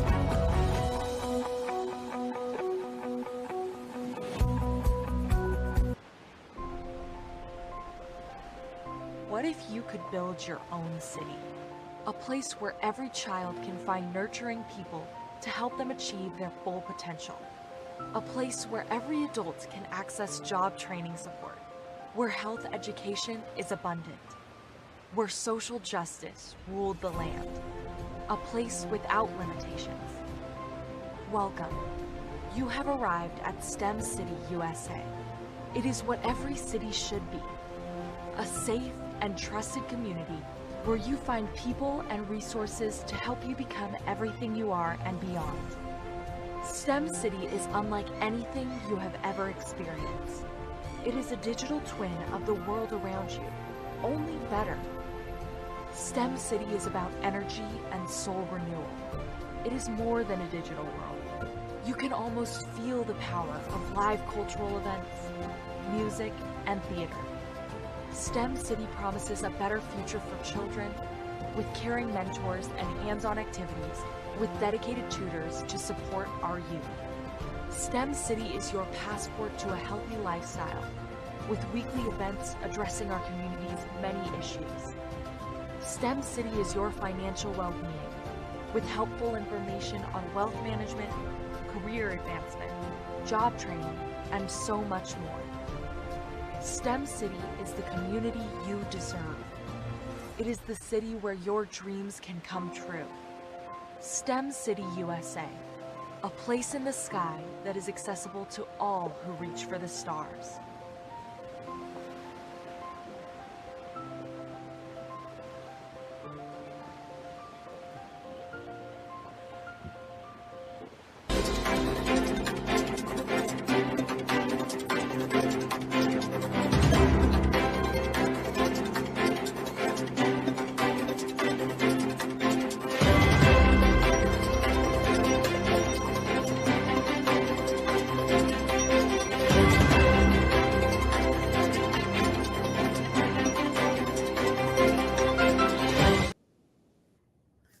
Good afternoon, business owners, entrepreneurs, thought leaders, and corporations. Welcome to the Black Business Network. My name is Tamisha Thomas. I am your business moderator for this afternoon on the Black Business Network. The Black Business Network is a 24-hour business network showcasing Black businesses, business owners, entrepreneurs, and thought leaders worldwide. We have speakers from North Carolina, London, Singapore, Africa, Japan, and cities all over the United States. The Black Business Network is a global community sharing its business knowledge to empower, inspire, and educate businesses about business. Today in the studio, we have Ms. Vanessa Kelly, the PEP coach, your purpose pusher, education strategist, and your passion mentor. Vanessa earned a bachelor's degree in English literature and secondary education from Fayetteville State University. She earned her master's of school administration degree from UNC Pembroke, and is currently pursuing her doctoral degree in Christian counseling. She will be a summer graduate this year, 2024. She serves as an elder at Anderson Creek Christian Center, aka the Creek. During the day-to-day operations, Ms. Kelly serves as a middle school principal. Her personal revelation is that middle schoolers are hormones on feet, so we have to move differently to teach them if we want to reach them. According to her students, she is a principal. Principal Kelly is firm, fair, fun, and fashionable. That is how her students describes her. She is the author of Journey to Myself, Reckonings of the Soul, where she shares parts of her journey through depression while serving in ministry. She also released the Love Journal, Just Between Us, a romantic guide for couples to create a memoir of their love and treasure for years to come, with 2 more books set to release this fall of 2024 and spring of 2025. How's she sleeping? We'll find out. One particular important self-realization is a solid foundation of her drive. She is no longer obliged to prove herself. She owes herself to continue to improve herself as she fulfills her life purpose. That's deep, y'all. That simple yet profound realization pushes her to, as she travels, to facilitate both professional and personal development sessions, speaking and encouraging others on how to get back in the game and overcome opposition to win. It's you versus you. So let's go. We have our PEP coach today, Miss Vanessa Kelly. Hello. Hey, where's your camera, Vanessa? I don't know. It was just on, and then when you came on, it put me off. I don't know what happened. Okay, so we're gonna go to commercial break, and we're gonna figure it. Oh, there she is. I'm here. We're good. No more commercial breaks. No more commercial breaks. Well, you're gonna Genius is coming, and we're gonna see you on the other side. Yes, ma'am. Vanessa Kelly. Mr. Stevenson, how are you? I am doing amazing. Can you do something for me? Yes, sir. Can you turn your phone to the side? Now, when I did that, the camera cut off. There she go. Okay, we good now. I know you've been having principal issues today. You are a principal at one of the schools here in Fayetteville. Tell people what school you're an administrator at right now. I am a middle school administrator at Alpha Academy, and we have grades K through 12, and I'm the principal of the middle school. And as I said in my bio, Miss Tamisha read it, middle schools are hormones on feet. You never know what you're going to get each day. And so that's why I was running a little bit behind, because we had some issues, and I had to put on my principal cape and say, here I come to save the day. And so, but I'm here now. I'm here. I know you didn't have no issues as a middle school principal, because middle school principal and, you know, in elementary school, they learn how to say yes, no, right from wrong. So by the time they get to middle school, I know they got it all together. What if I were to tell you it's not the children all the time, it's sometimes the grown people? I would be inclined to believe you. Okay. Now that we have an understanding. But listen, in addition to your principaling, every morning you give amazing motivation on your way to work. I don't know how safe that is, but on your drive to work, you are filling our days with inspiration in the mornings. What made you start that? So I do what I call live on my drive, and I figured that it was time. I had tried to go live last year or a couple of years ago, and I didn't get the response that I expected, and life started happening. And so I stopped. And so back in September of 2023, I was praying, and the Lord impressed upon me, you need to go back live. And once I did it his way, he told me when to do it, at what time, and how long to do it. When I followed his strategy, that's when things begin to fall in place. And I developed a bigger following, and actually obtained some coaching clients based on the things that I talk about in my live on my drive. And it gets pretty serious on my drive, and it's safe because I have the camera mounted. It's safe. I just don't want to inspire anybody else to be trying to hold their camera while they're driving and all that kind of stuff. I wanted you to tell them that you had it mounted, so you know you're not trying to juggle it with your hands. Yes, just in case them other folks watching the live and trying, you know, I don't want no problems. It is securely mounted. In addition to being a principal at a middle school and giving us inspiration in the mornings, you are everybody's purpose pushing coach. I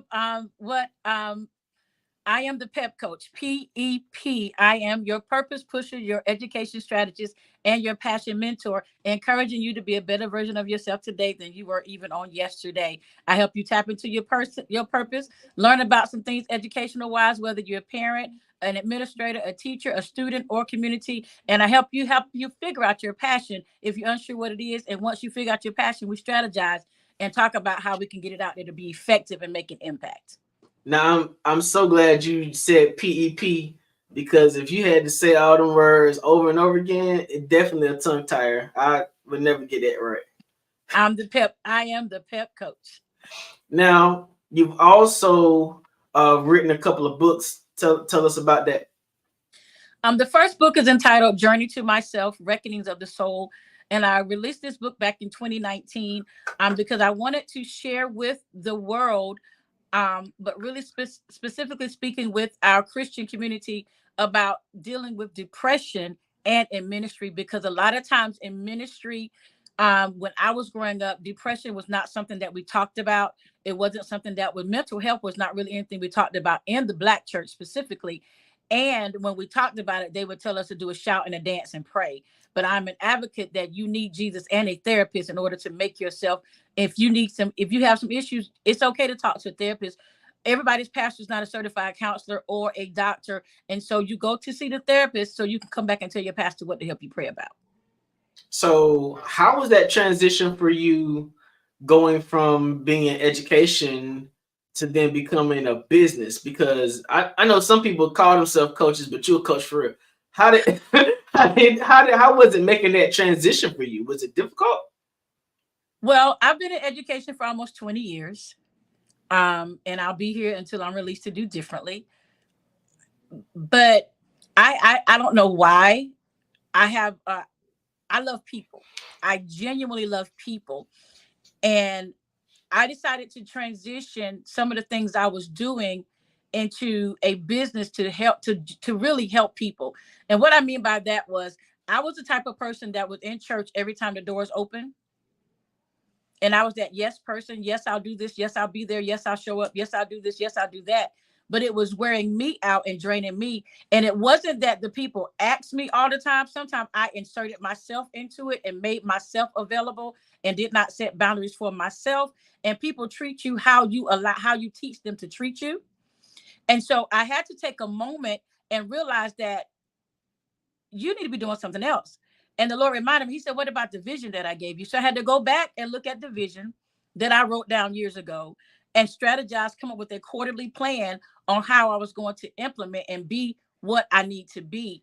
And I really understand now that even though church is good, because I love my church, I serve and I'm faithful, ministry is outside of the four walls. And so I had to transition myself and make time to do the things that the vision said that I needed to be doing instead of what everybody else thought I should do. Gotcha. So as a PEP, a pep coach, right? I'm not gonna get them words right. As a pep coach, how have you learned to scale in business? Was that something that you were taught during your education curriculum? How to take those skill sets and apply them to business? Or is that something that you've had to learn along the way?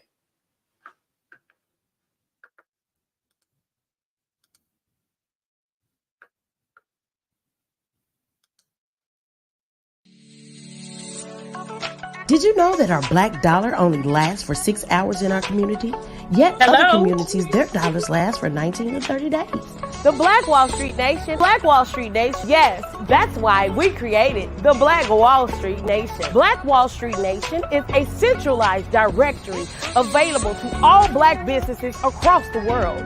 It was created for businesses like you, the ones that want to start and the ones who have a dream that have already started, such as businesses like Drop in a Bucket Productions, Valito Foods, Sugar Tea Branding Firm, All the Dazzle, Bun Cakeaholic, Miss Riot, and you. We'll have marketing, seminars, and some funding coming soon just for you. So we want you to come and join www.blackwallstreetnation.com. See you there.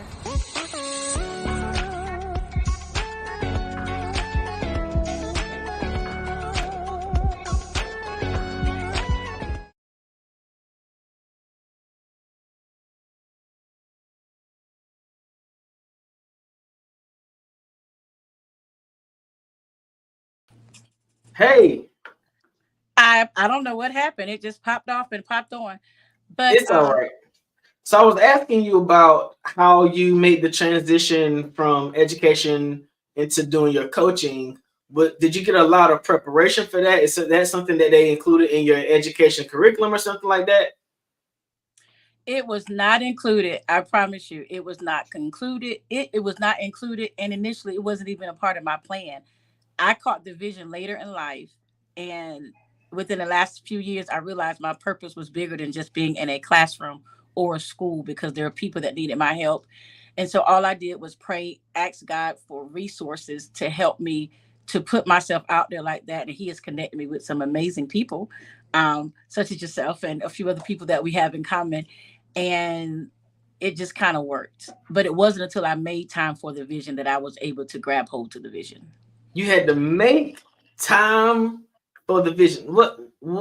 So in addition to being a principal and writing, how is it that you found the balance to make time to even embrace the issues that other people have, so you can help coach them through that stuff? How do you find time for that?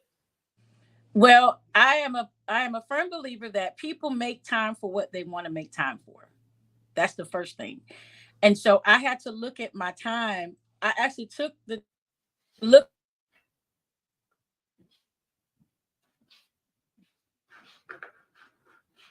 Your phone is muted. Click it again.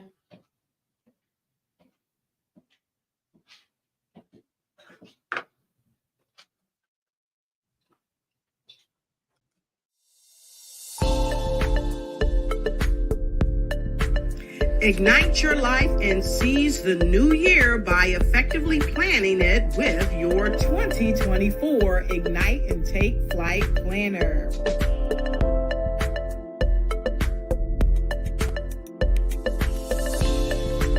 It's time to navigate your success with strategic project management. Win with inspiring quotes from inspirational people that will guide you to the success you deserve.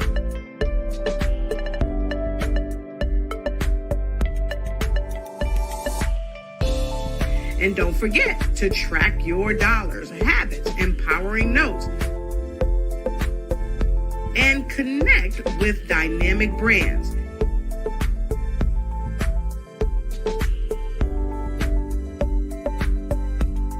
It's never too late to start planning your success. Get your copy now.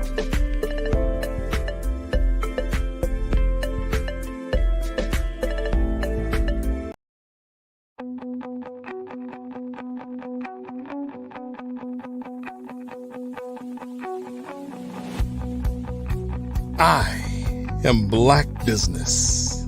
From the moment I wake until the time I sleep.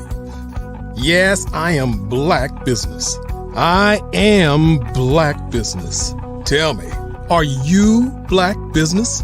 I am Black Business. Do you support Black businesses? Listen, I support Black business because I am Black Business. Black Business Expo, one of the largest business showcases in the history of Black business in the world. The world! Sign up today at www.blackbusinessexpousa.com or call 919-308-9090. I am Black Business.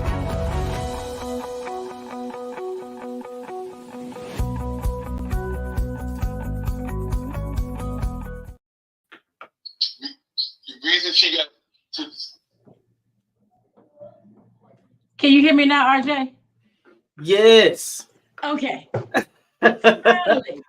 And we're back with Vanessa Kelly, the pep coach. The internet went down in the entire school. Oh my goodness. So everything shut down. So my apologies. But as I was saying, I had to make time for the vision. And what I did was I actually wrote down what I was doing with my time, where my time was going. And I realized I was committing my time to things and people that weren't beneficial to the vision that God had placed on my life. And I heard a phrase and I took it and ran with it. And it said, if it does not evolve me, then it doesn't involve me. Say it again. If it does not evolve me, then don't involve me. Wow. And when I scaled my time, I realized I was wasting a lot of time being stressed and still neglecting the vision. So once I realized where my time was, I started being more intentional about my time. Because we were not taught as children how to be intentional with our time. We knew church, we knew school, we knew work, we knew play dates at home. But as far as being intentional about our time, no one sat down and said, hey, this is how you spend your time. So how have you learned to do? Are you using any tools to do that? Are you still got a desk calendar? How you managing it? I keep my Google Calendar. I keep my Google Calendar. I still write things down because I'm sort of a kinesthetic learner. I learn visually and auditory, so I write things down. I make notes, but I also make sure to send myself reminders. On Saturday, I just did a workshop on self-care, and one of the things I said was you have to put yourself on your own schedule. Wow. And that was something that I learned, to put myself on my calendar, put my business on my calendar, not what everybody else wanted. And that just means that sometimes I've had to say no. I can't always do and be because I got to focus on my assignment at the time. So how have you balanced the freedom of entrepreneurship and running your own business as a coach with the situation of being at a school where the internet shuts down, grown folks go crazy and all that kind of stuff? How do you manage bouncing back and forth between both worlds? A lot of prayer and making sure I take care of myself, my emotional health, my mental health, my physical health, making sure that I maintain me and that I'm being poured into, because I can't pour from an empty cup. A lot of times what I found is that I've had to say no. So once I'm at work, I'm at work. When I get off, if I have to talk with the client, I schedule my clients out at certain times so they know what their designated time is and they understand what is expected during that time. Not to mention, I know what's expected during that time because we have those conversations. I schedule time for writing because I also ghostwrite for people. I edit for people, and things like that. So I schedule those things out. So my calendar is color coded. I got red, blue, yellow, orange, purple, and everything is color coded so that I can keep up with my life and I still find time to do the things I enjoy doing. So your calendar looks like a highlighter. Yeah. And you have to schedule yourself in. That is amazing. Now let me ask you something. You're a principal. Yes. Like a real principal at a real middle school, and you helping people coach themselves through life. What are some of the specific areas of coaching that really drew you into using to getting involved in that profession? For me, there were people, I would ask people how they're doing, right? And a popular response would be, I'm tired. They weren't physically tired, but tired seemed to be the only catchphrase that they could figure out to describe what they were feeling. And so working with adults every day, joining with them in ministry, in church and in the communities, I realized that people needed help strategizing. They needed a plan. Some of them knew what they wanted to do. They didn't know how they wanted to do it. So I would take the time, we would figure out a plan on how to get things done. And then let them know that it's okay, number one, not to be okay. And number two, it's okay not to do what everybody else expects you to do. A lot of time we're tied to obligation to other people. And because of that, we forget about ourselves. And we can't function because after we've given everybody else, all of us, then we have nothing left of us for ourselves. And so we sit down and we have conversations, even with some of my teachers, we have conversations. So what's your plan going forward? What do we need to move? What do you need from me? How can I help you? What is your goal? Where do you want to go? And have those, I won't say hard conversations, but have courageous conversations and say, listen, after talking to you and after observing you, this is what we need to do differently. May I suggest this? And that's pretty much how we lay out the plan and move. And so does the person normally, because what I've learned is every client ain't a good client. So if someone is approaching you to become their coach, where do they need to be? Do they already sort of need to have something together or something on their mind or a business plan? Like, what is it that I need? What is it that you want people to have put together before they approach you for your coaching skills? When people come to me, I need them to have an open mind, because what they've written down on paper after our conversation may not be the exact plan that they need to take. Because you can, and I can talk about me, I can talk about me. I was told that I was like, yeah, I'm a great writer. I write really well. I've been writing I enjoy writing. Someone told me, they said, you're hiding behind writing when you need to be using your voice. You're hiding behind writing when you need to be using your voice. They say, yeah, your words are good, but you need to be in front of people, having real conversations with real people instead of hiding behind writing, because your voice can portray things. Your delivery can do something to people, whereas your words in a book may not have that same impact. But with your passion and how you care for people and how you nurture people, that's what makes the difference. And so was it different between, because you're in front of people every day. You're in front of little people every day, telling them what to do. So was it different for you transitioning from being a leader in an educational environment to being a coach to give direction to adults who are trying to move to different places in their life? It is the same. It was not a difference. The only thing was my delivery and my audience. Wow.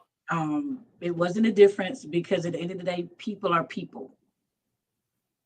And people gon' people every day, all day. People gon' people. People gon' people. Folk gon' folk and people gon' people. But I had to learn that I meet them where they are. And I let them know up front, we're going to have these courageous conversations and you're not going to always like it. But if you are prepared, we can move forward. But if you are not prepared for those courageous conversations, then maybe you need to wait until you are ready. So one thing I learned recently was that every consultant needs a consultant. Every coach needs a coach. Were you engaged in your own coaching experience that inspired you to become a coach? Have you got a coach since you've been coaching? How you dealing with that duality? How's that working for you? So I became a product of my own product. I had to live through what I'm now teaching people. That's the first thing. I had to live through what I'm now teaching people and assisting people with. And as far as a coach, I have a mentor, and life gets kind of ugly because they snatch my edges and tell me about myself, and I don't like it. However, I accept it because I know they see further than I do. That's funny. They snatch your edges. They must have snatched all my edges because my edge is gone. That's a totally different conversation. I'm not even going to do that to you. But I had to realize that I could not do this by myself because there are some people who feel like they can. And it makes for a very messy situation because when you get, and you're the coach and you get yourself to a point where you just cannot do it, you cannot function, and things are not going well. If you don't have a coach, who's going to pull you back? Yeah. Who's going to snatch you back? So I have my mentor, but I also have 6 people, and I said they got my 6 because I know they're my tribe of people. Gotcha. And I've just recently found my tribe of people in the past year. So I know you got something else coming up. I got a lot of stuff coming up, so I don't mind. We can talk about it. We gonna talk about it. We can talk about. Tell me about this book that's coming. Well, first, what we're going to do first, the first book that I have, Journey to Myself, I'm going to do a relaunch of that book because I did not do it justice when I first released the book. And I tried to run from the book because it was a part of my life that I'm no longer attached to. And I was trying to move it to the side. And my coach told me, he said, you leaving money on the table because you have things that people need in that book. And so I'm going to relaunch that book. You're going to hear about that soon. So that's going to be coming up really soon. And then my second book called Frustration, the Fuel Factor. Whew. And in that book, we talk about how to use frustration to fuel your faith, your fight, your freedom, and your future. Because a lot of times we call frustration the enemy, but frustration is not the enemy. Frustration is just helping us out. And so that book will be released spring of 2025, and I cannot wait. I want to release it like right now, but as a coach, you got to pace yourself. Absolutely. And so I've been pacing myself and doing little mini workshops here and there. So it's really big. I'm excited. I'm really excited. And then I'm in school. I graduate in June the 8th, and my thesis is entitled Healing the Space That I'm In. Wow. And it talks about healing is not a moment. Healing is not an event. Healing is a space. So we're going to call you Dr. Vanessa Kelly? Dr. Vanessa J. Kelly, on the words of my mama, Vanessa Jean Kelly. You know. Yes, sir. I love it. Congratulations for all that you are doing. Thank you for taking the time to share with me. I think our host is coming back in. Thank you so much for having me. It has been a joy, even with technical difficulties. I learned so much watching you. I sat back and I was just like, if I was 13, 14, I would want her to be my principal. Yes, you guys were amazing. Jeans is coming, and I will see you on the other side. Thank you.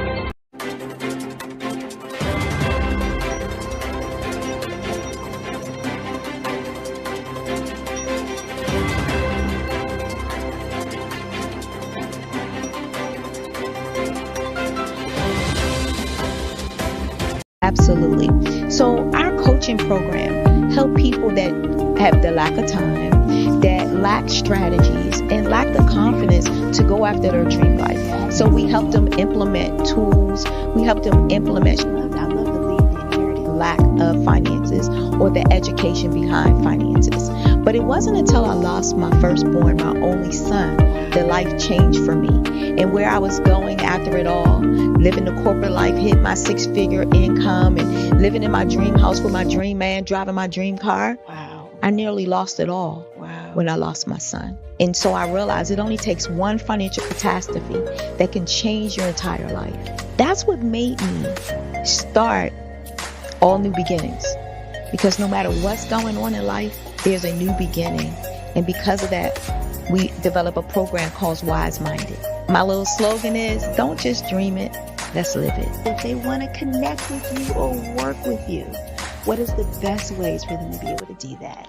Well, for my social media guru, you can connect with me on every single social media platform as Tanya T. Rose.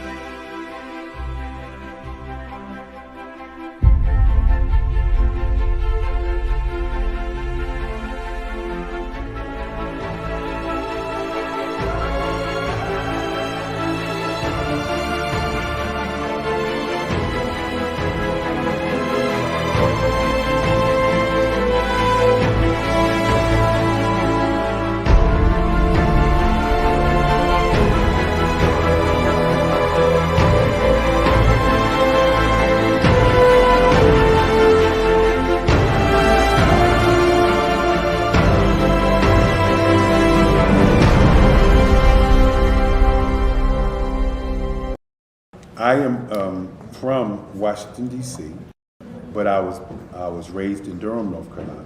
I came to Durham when I was about 5 or 6, and then I traveled back and forth to D.C. because it's where my people are from.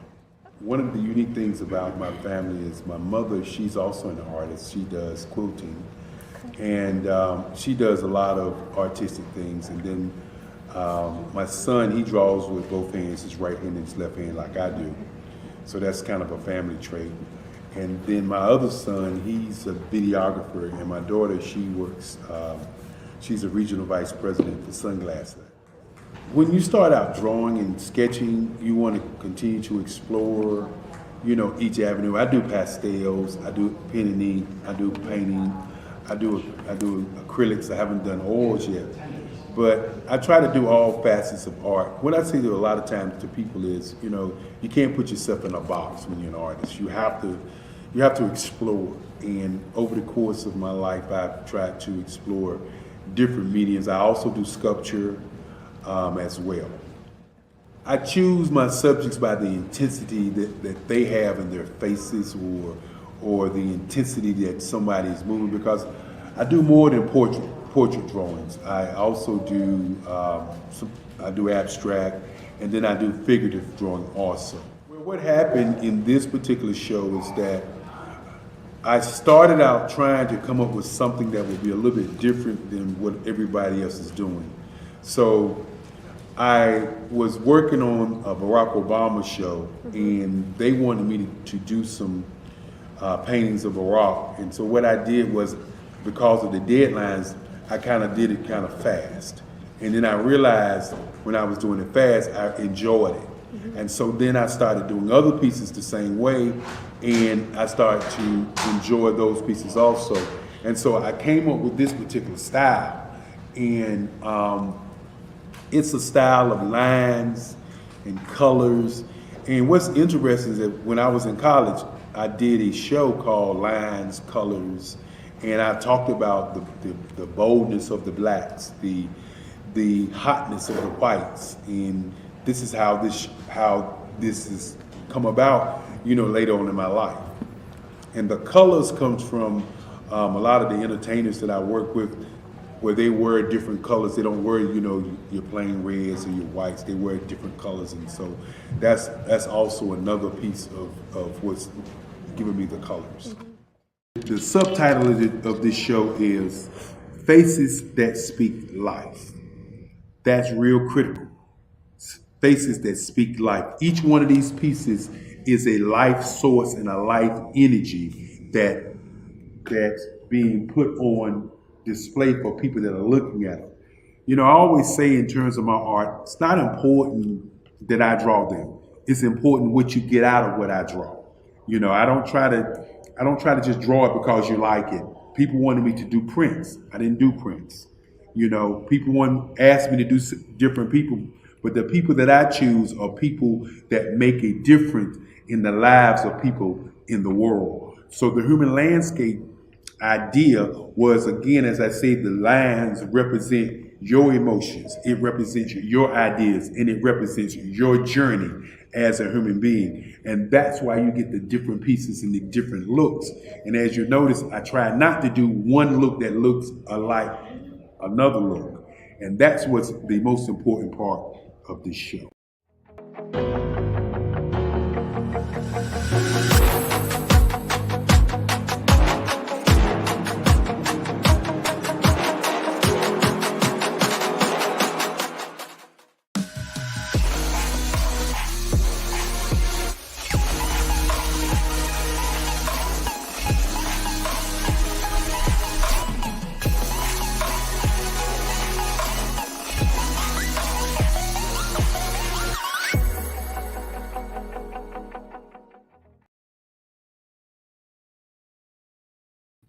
The Black Business Expo's mission is to raise funds for high school seniors going to college or K through 12 entrepreneurs.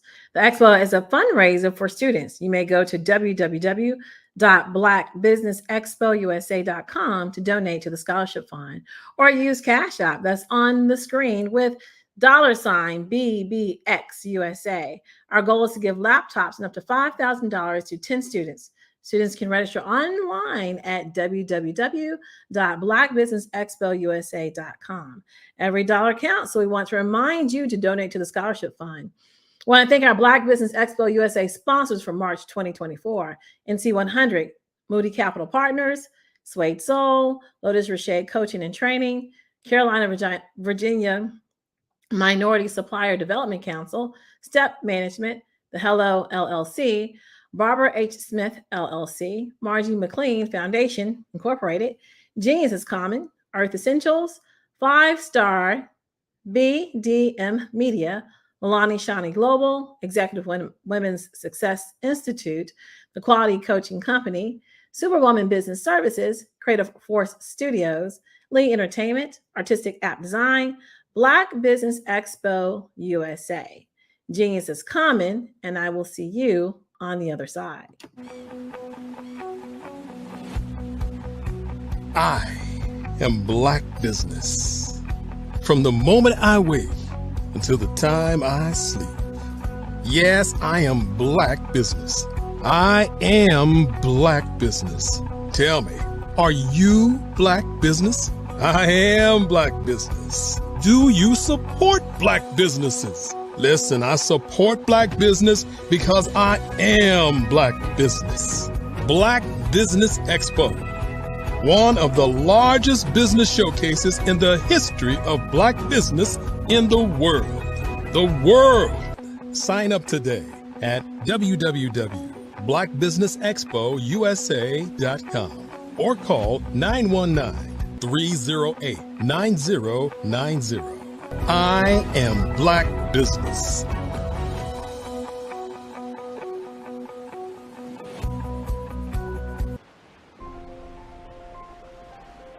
What if you could build your own city? A place where every child can find nurturing people to help them achieve their full potential. A place where every adult can access job training support, where health education is abundant, where social justice ruled the land. A place without limitations. Welcome. You have arrived at STEM City USA. It is what every city should be. A safe and trusted community where you find people and resources to help you become everything you are and beyond. STEM City is unlike anything you have ever experienced. It is a digital twin of the world around you, only better.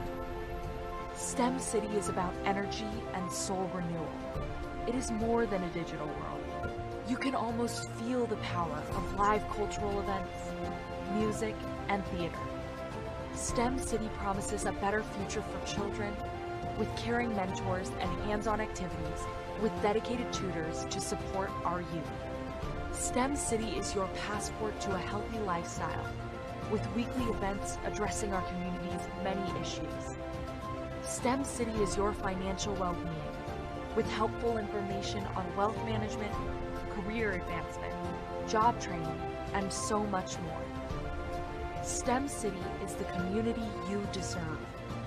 It is the city where your dreams can come true.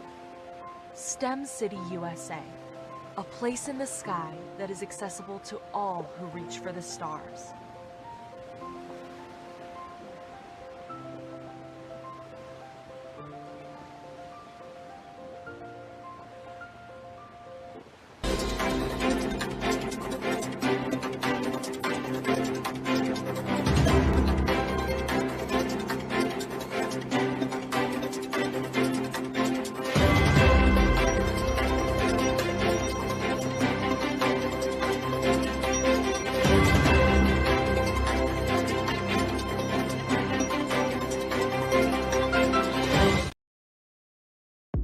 The Black Business Network and Black Business Olympics are essential platforms for Black business. Hello, I am Dr. Eric Kelly III, the visionary strategist and founder of the Black Business Olympics. I invite you to showcase your Black-owned businesses on the Black Business Network global stage. The Black Business Olympics is a global Black Business Network platform that propels Black-owned businesses into the international spotlight. By showcasing your business on the Black Business Olympics platform, you can reach a worldwide audience of potential customers, partners, and investors. You can also establish yourself as a thought leader and expert in your field, attract lucrative partnerships, and more speaking engagements. In addition, the Black Business Olympics platform provides a valuable opportunity to connect and collaborate with like-minded entrepreneurs and business professionals from around the world.